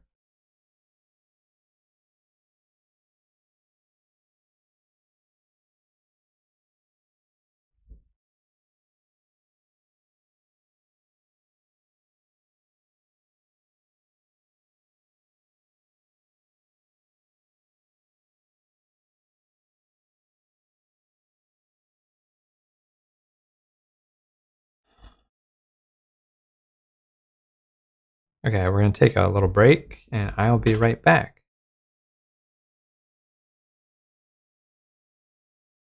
All right, so this is long and going in a lot of different places. Where are we?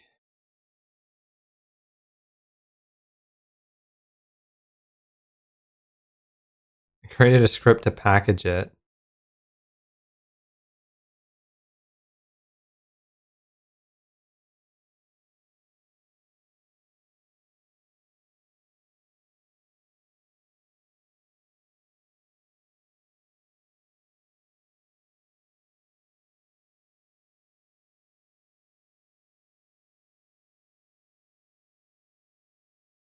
Oh, Apple deprecated the generate Xcode project command?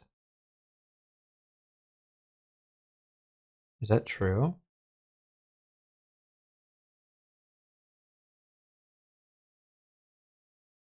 check that out.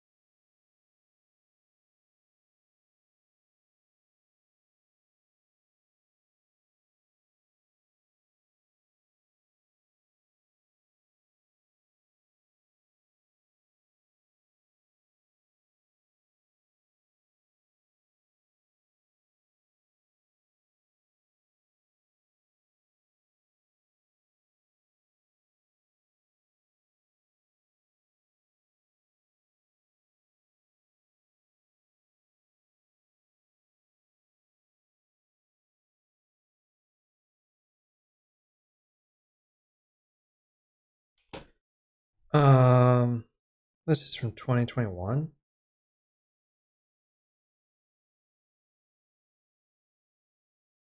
It's funny because opening package.swift fails like 80% of the time.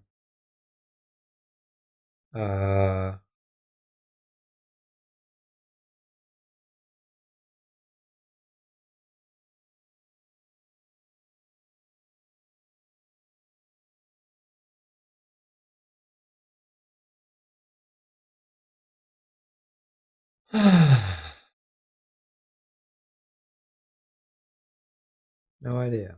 Okay. I have no idea what it changed. So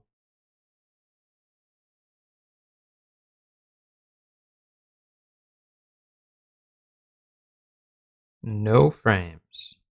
Nothing.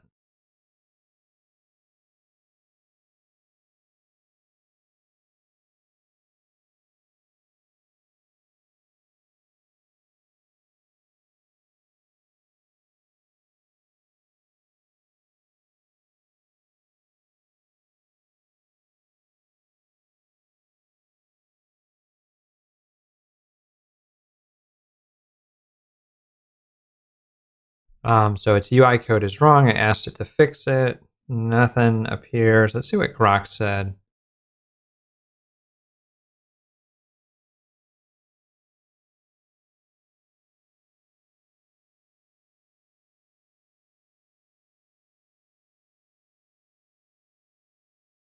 Like this looks better. I don't know what this is. Okay, so it thought for 1 minute and 42 seconds. Copy this. I just don't have a way to integrate this other than relying on another agent. Please implement exactly what Grok said to do. Place logic, and let's see if Grok 4.1 knows how to code Swift. I don't know why I'm typing. Do not fix any errors. Just write the code as is that it has articulated so we can see if it can fix the problem.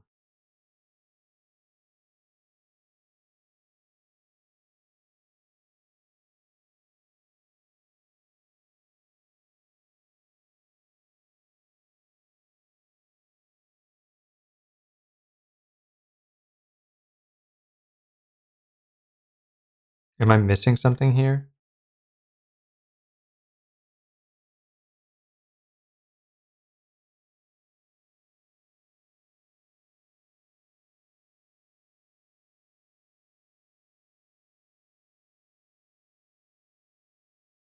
Wait, did I just ask it to do something that I didn't? Was it suggesting something? I don't understand what I just did. I copied this.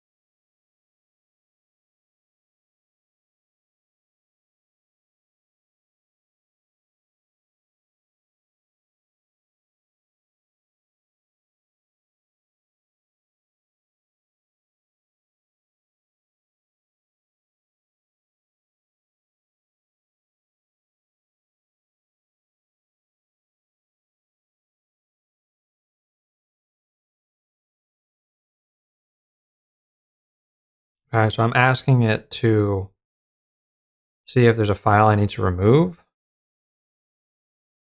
Oh, this is one that I had edited, but I don't think this is a valid symbol.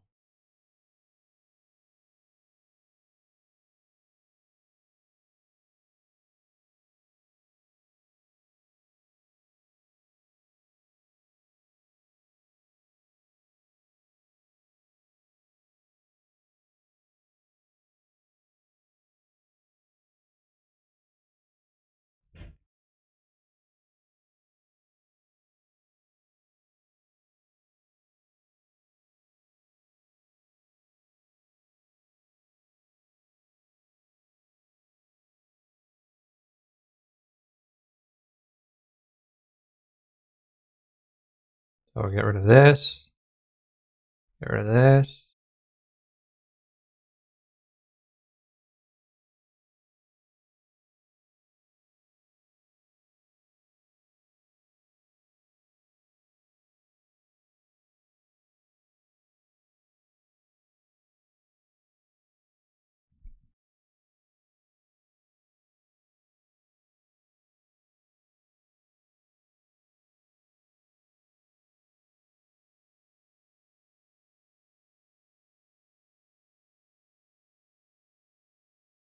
So I asked it, are these the same errors as before or new errors?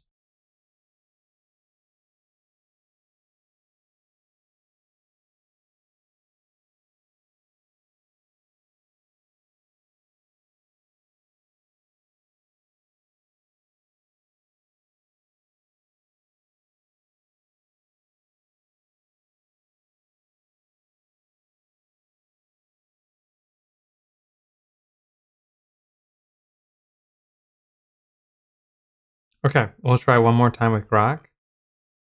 Um,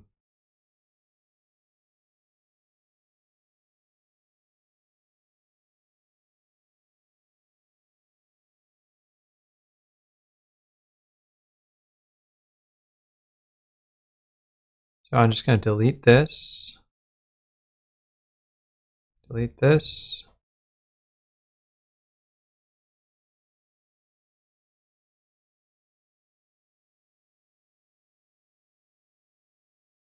Compress.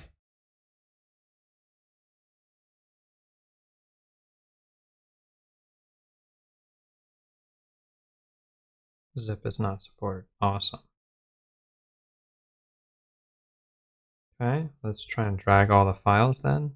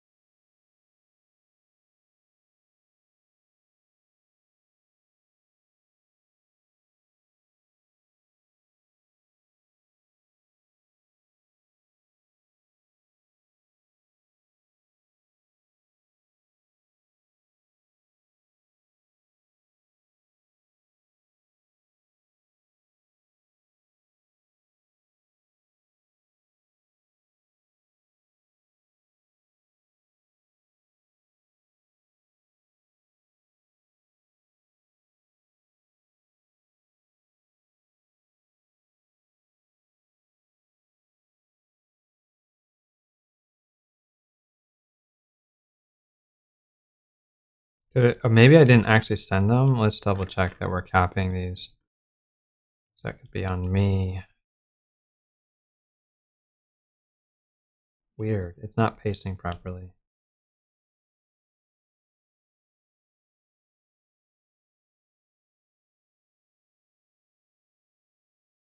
So maybe it didn't actually get the errors.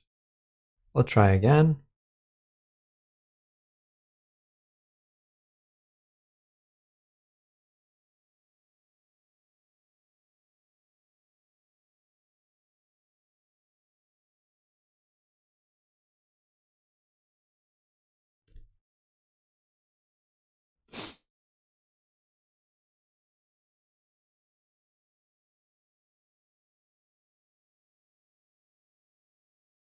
And so, like, ultimately, what this gets at is that AI is unable to know the latest technology. It's got like a fuzzy understanding. And so, what we have here is a problem. This is the problem that you run into with state of the art code. Just APIs changing all the time. Trying to target the latest is really tricky because AI really only has a fuzzy understanding of the APIs. And so, I've built a tool inside of um, my stuff to help with this. So if we go up a level, I have some tools here, and one of those is for DocSet query and doc reading. And so those scripts allow me then to create documentation, which is in here. And then I have a whole Apple section where I can just pull in stuff. So like this is all of the vision docs. I've got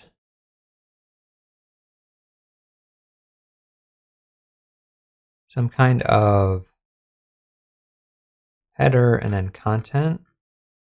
I haven't looked at this. Which was the last one I did? I think I did a core data drop. See if it's in here. So core data, I have front matter right here at the top. Let's open this up. And then we can just sort of see what this looks like. So front matter at the top, that's not going to get rendered, but that's for the AI to sort of read a synopsis. Then I have table of contents. So this gives it some idea of how this works. Table of contents has all the stuff. So hopefully clicking this takes me right to that link. Those links might not work for AI, but they do for people. So I've got all of that. And then I've got actual like sections in here. So this is every single article, hopefully about core data, like going 7 layers deep. Hopefully it's got everything, but there could be holes and stuff. Like my script's not perfect. So that's the core data doc. And then I've got the guide. I had it basically write a guide for me that might have some, and again, I have front matter because I want to be able to pull out front matter to get high level summaries. There probably needs to be more stuff there. But this is just going to have markdown for that. It's not really that long. It's got a couple examples of working with core data. So I am starting to do this because of issues like this where Grok just does not. Okay, so this is confusing. So these are like, if you click this, it starts doing some other stuff. Okay. So Grok was really cocky that it was better at all of this. The problem is if it can't integrate.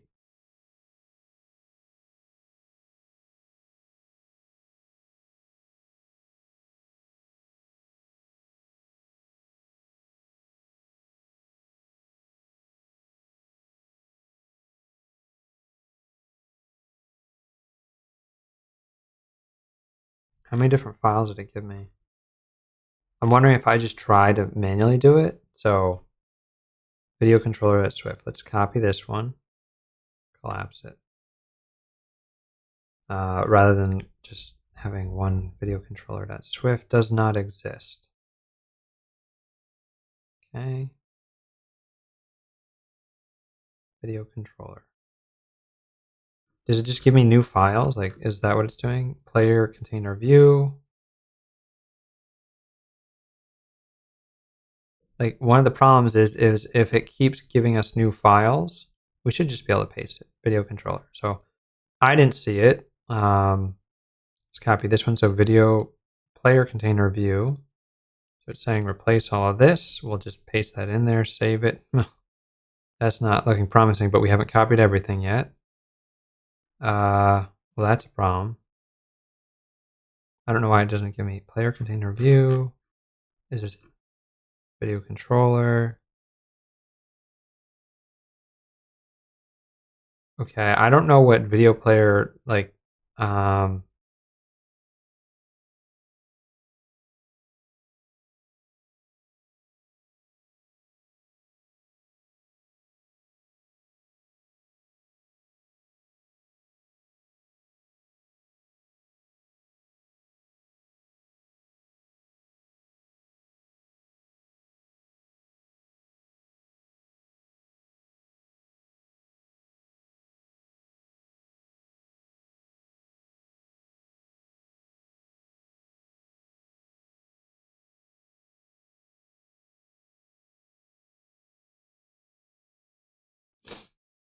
Yeah, it's just not. It's not good. I'll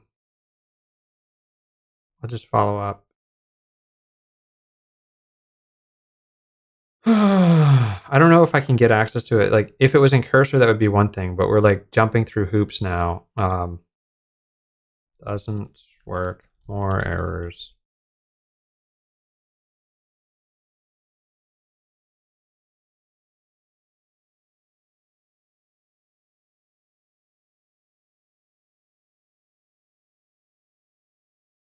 Can I copy all of these?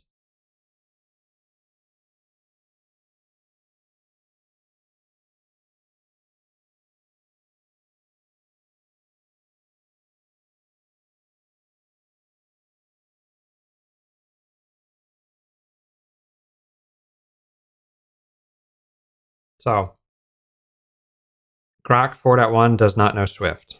That is my takeaway here. And it keeps adding new files, which is frustrating when you're trying to have coherency between files. So that's no bueno. Okay, so we're going to go back. Gemini might be the closest one right now, but where did I leave that? Let's find Gemini.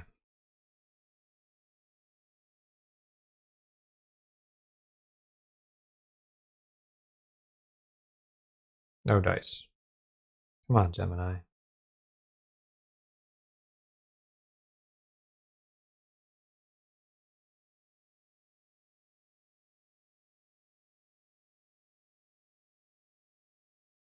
Am I running it wrong?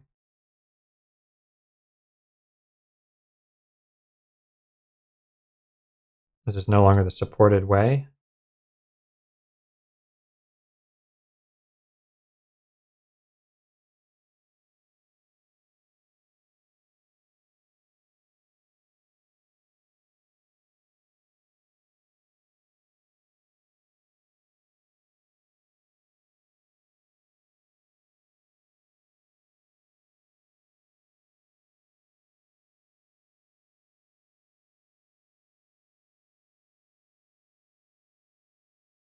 Well, oh, we see the fake image. The fake image does not load here, so that's kind of... That's, I think, sort of where I told it to put the image. This is the first time I'm seeing the actual mocked image.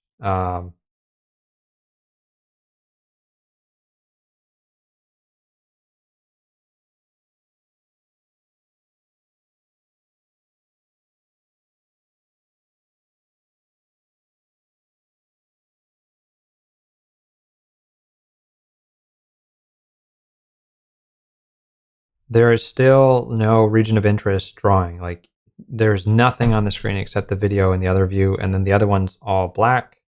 I do get a frame crop of the test frame, but I didn't expect a fallback if it can't find the video. Just not working. See if you can fix it.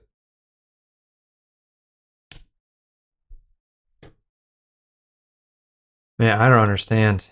It's just too hard. Let's see what... Okay, so this is our final test. Just straight up.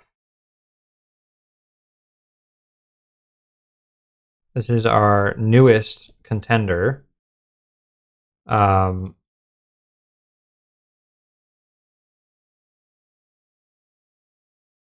see if the test pass.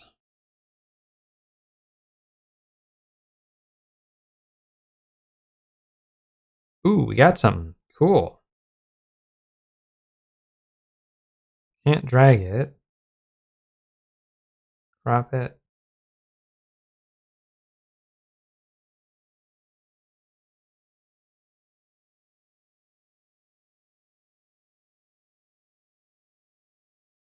Does that match what we were just seeing?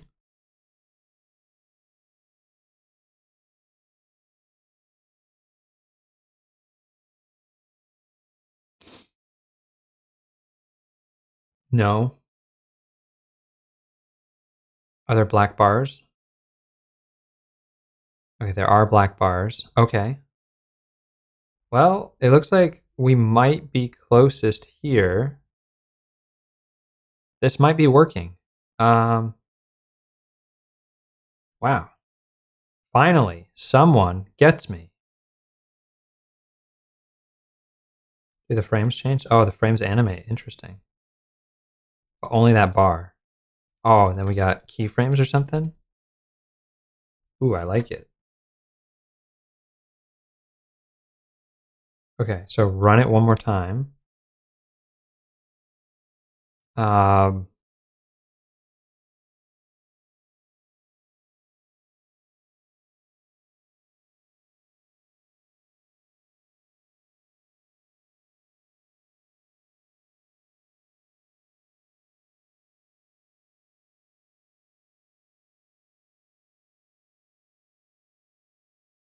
Take a picture.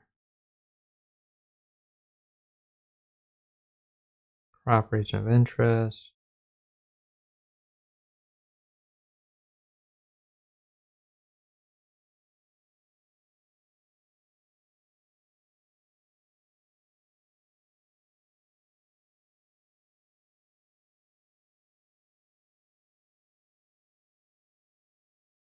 Okay, so this is the closest. You are great. This is the closest solution so far.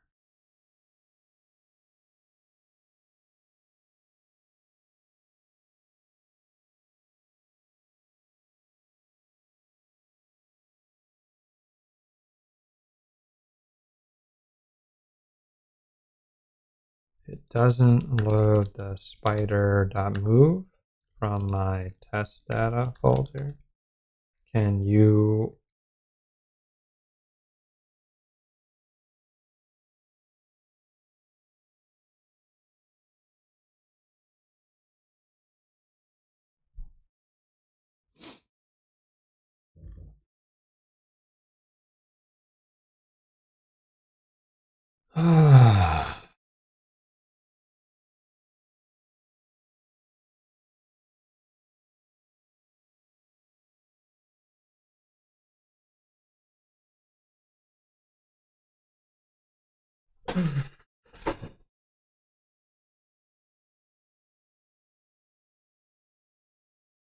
Okay, can I use accessibility?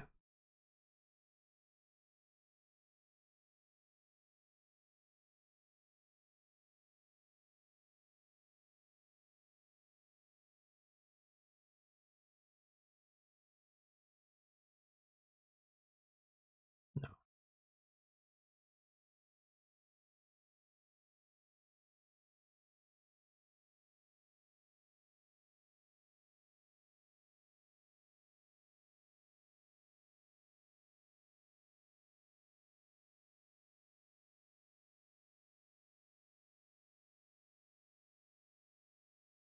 I can't use accessibility inspector with the app. It like ignores it because it's like a terminal app. Can you make it behave more like a normal app? What would we need to do in order to make that happen?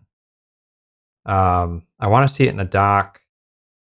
I don't know what the best practice is coming from Swift Run. Like, are we doing it the right way, or is there a new way with Xcode 26 or something that we should be using the Swift Package Manager to make app target that can actually behave like a normal Mac app? Right now, it feels more like a command line type app.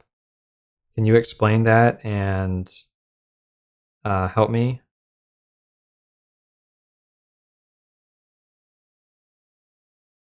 Okay, so I just shared some insights and we're going to just try it again.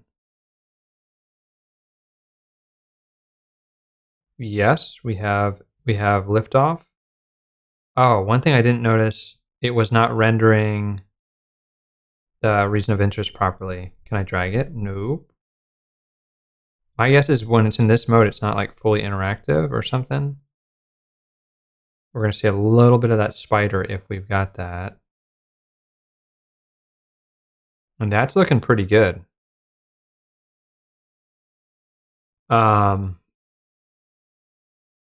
So on first launch, the region of interest is drawn wrong.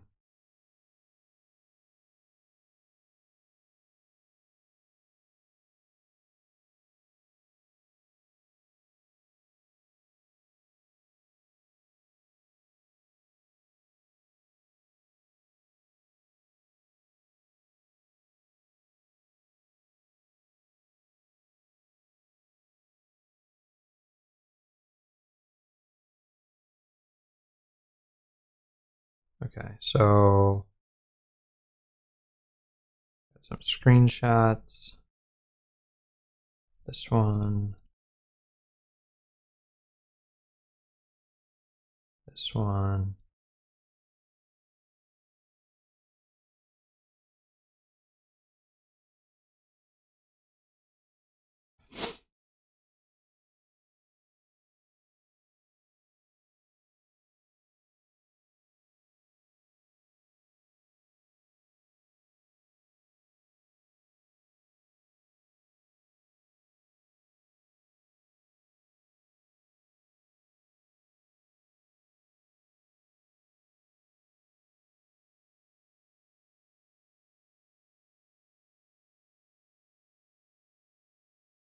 So it's saying I have to do this.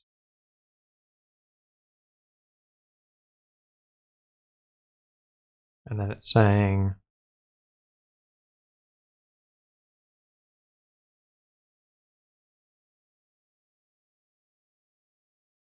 this.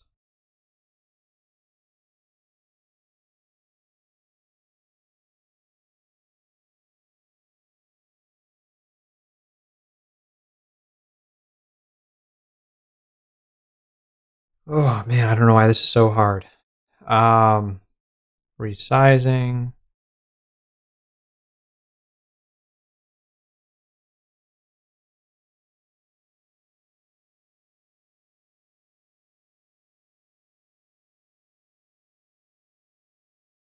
At least the math works. I don't know why the render of the video frame lags behind the math of where the region of interest should be. But that's what we expect exactly right there.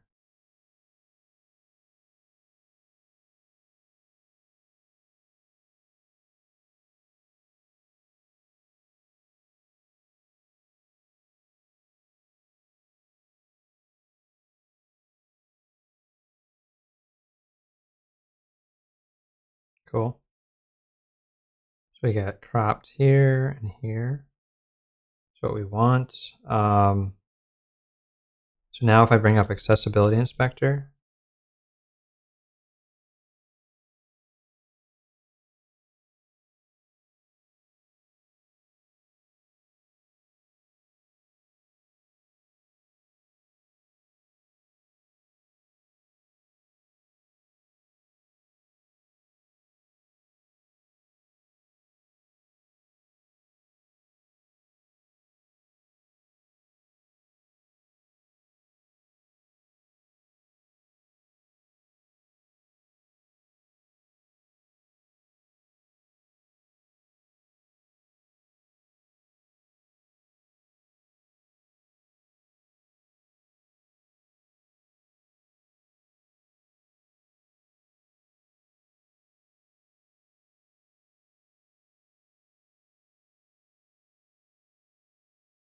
okay, so that's what we expect. Um,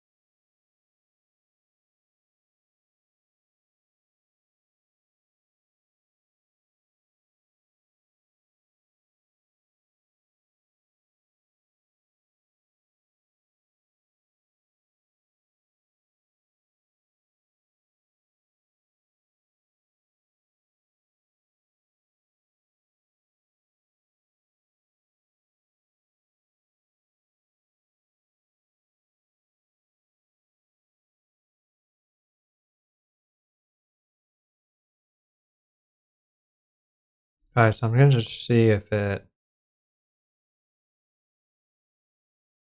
What is it? When I grab that screenshot, all I do is paste in screenshots. Okay, I think I've given up on Grok.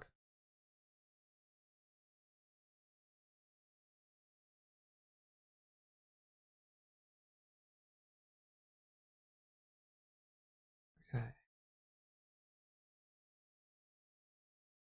Video controller. Copy. Video controller.swift. Let's go back here. Video controller. Paste everything. Save. Then we go back. Minimize. Player container view. Copy. Player container view. Paste. Save. Come back here. Minimize. Overlays. Copy. Overlays.swift. Paste. Save. Yikes. Well, goodness, is it?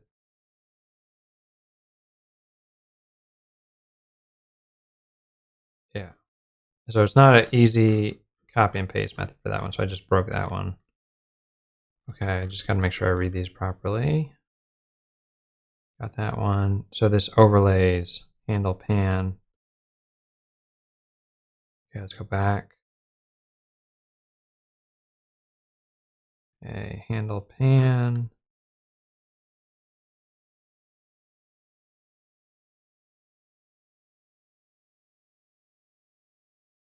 Save it. That's from.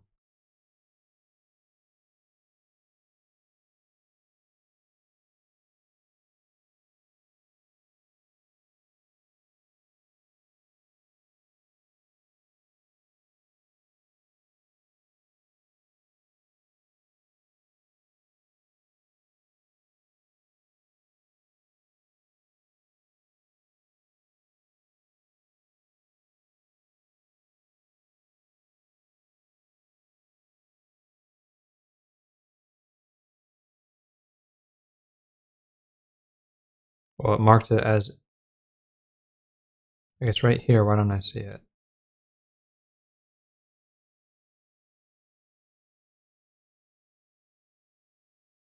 Okay, let's try.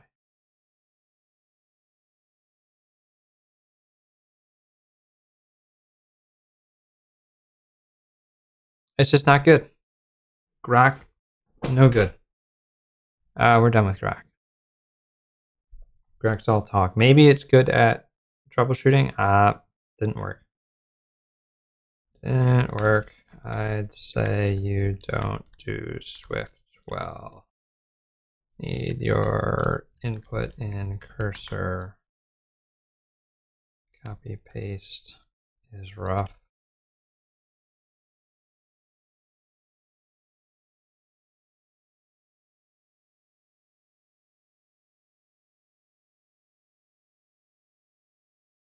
Jeez. Oh my goodness. It's ready. One single block. Copy once. Paste into cursor. Hit Command K.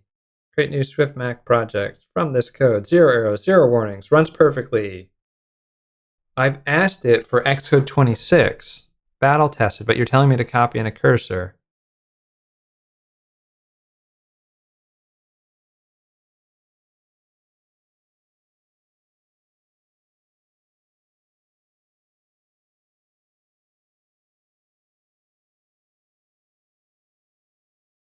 Paste, run, profit. No excuses.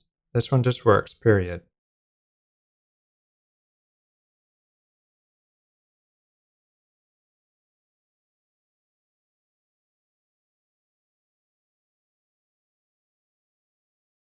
So do Grok last chance. Next. Where am I putting this?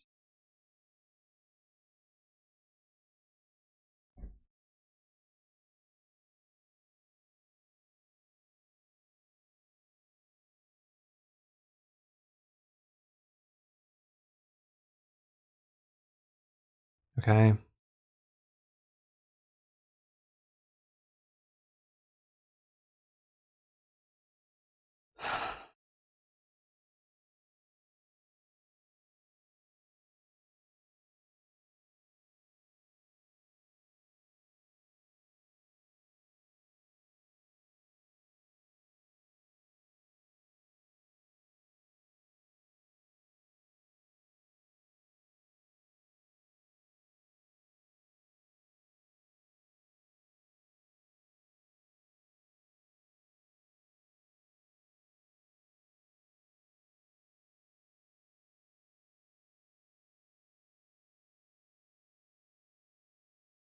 We tried.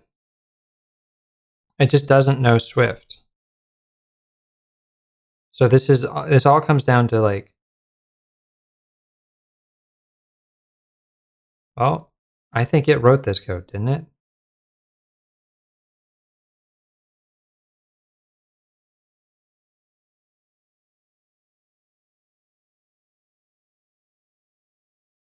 It's not creating an instance method to actually call this. This is not a static method. So it's trying to call this like a static method.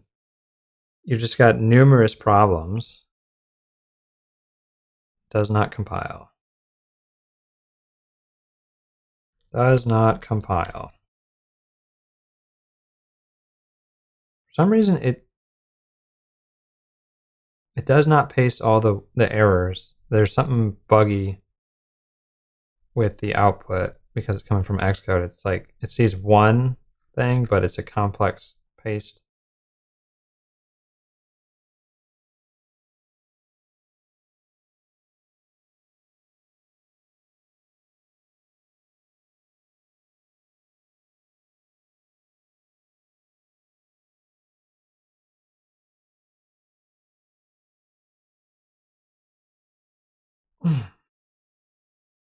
It's gonna be feisty. It's gonna tell me how it's like perfect in every way.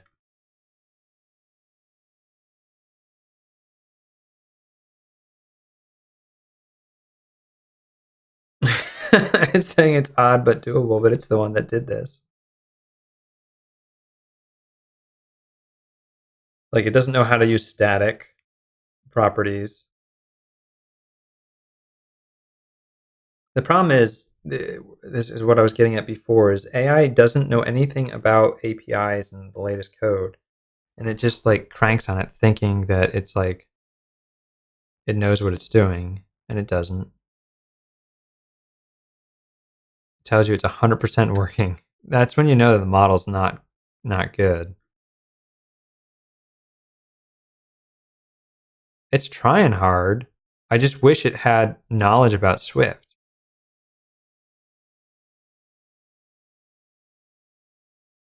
I don't know who we left off with, but Grok is failing hard. Okay, Grok 4.1 doesn't do iOS, macOS, Swift 6.2. Just super fuzzy knowledge.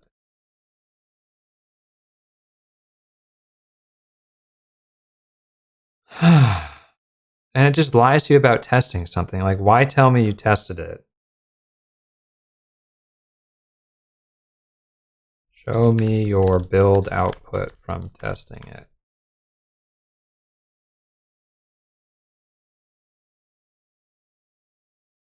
It keeps changing what I asked for. It's like the other thing. It's really obnoxious. Okay, I pasted it over. Does not compile.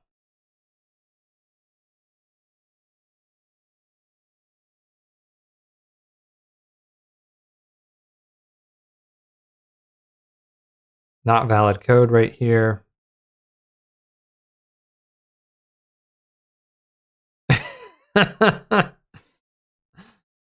uh,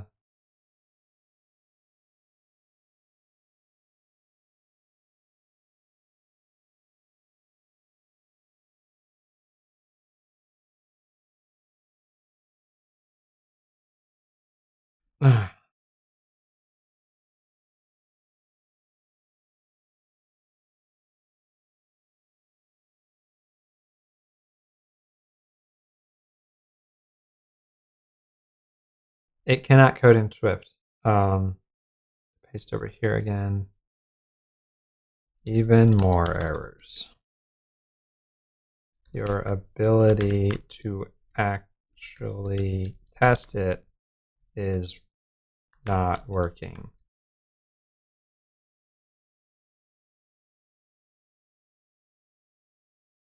I don't know where this leaves us, except that Codex is so far the best. Let's go back to Gemini and see where we left off with Gemini. That's going to be probably like one of the last things I look at.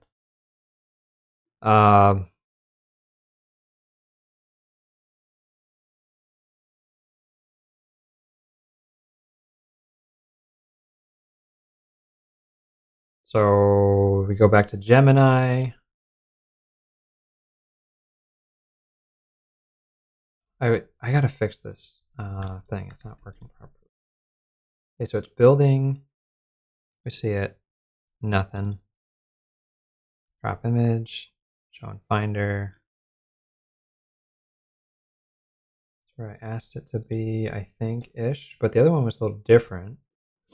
What am I looking for? So our next is to actually create the app wrapper.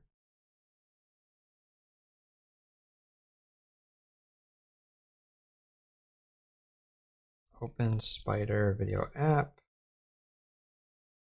No dice. Okay, no dice.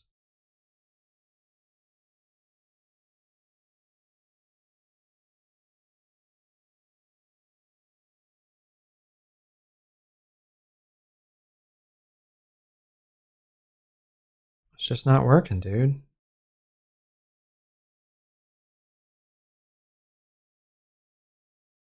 Why'd that go up there? Oh, man.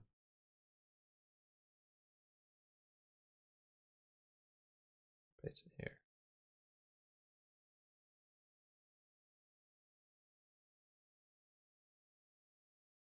Okay.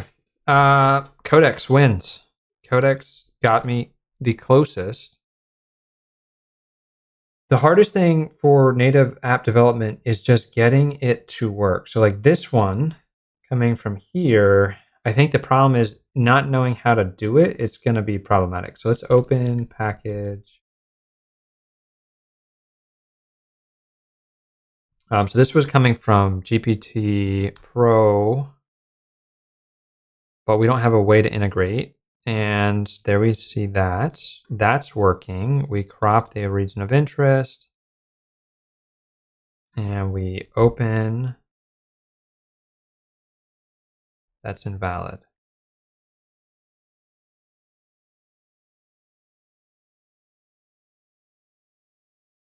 Okay. So it sort of works.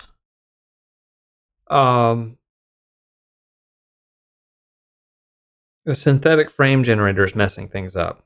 I liked whoever came up with the fallback video. I think that was Max. That was amazing. I don't think that was Gemini, was it? I don't remember at this point. I need a break.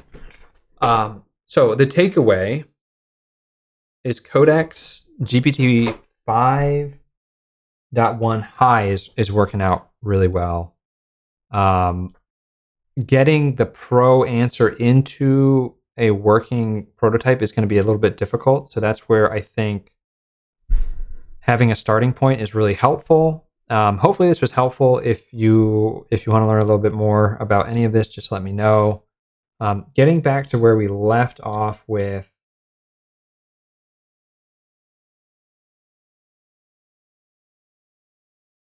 so we started with some script stuff. So hopefully that's put together. Yeah, I'll be playing with that more. I'll talk more about that probably in another video, but that was just like a starting point. Some of these things are just not worth your time. I think Codex GPT 5.1 is definitely worth your time. Stick around and I'll talk more about that in an upcoming video. Thanks for watching. If you learned something, hit the like button. If you have questions about any of this, just let me know in the comments down below. there's nuances to writing software, and AI just doesn't do it right all the time.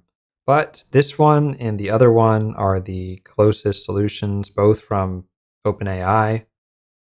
This is the Pro version. This is just the Max GPT 5.1, just working on its own. Hopefully it didn't steal code for the others, but who knows? Like, this is matching and it's on point. Layering is good. Let's check resize. That's resize here. Both have like weird things with the video, but that's the closest we've seen. This one, there's no weird. Yeah, so there's some weird thing. Here it's just like straight up, that's what I want. And I want the UI on top. That's not what we got. So if this is helpful, hit the like button. I'll see you in another video. This was a long one, but this is the only way to test if these models are actually any good. The verdict is Grok 4.1 doesn't know how to do Swift or Mac development. And unless it's in Cursor and I can actually select it. Okay, now it's letting me select it. Before it wasn't. We'll have to test it again, but like it lied so much that I don't want to.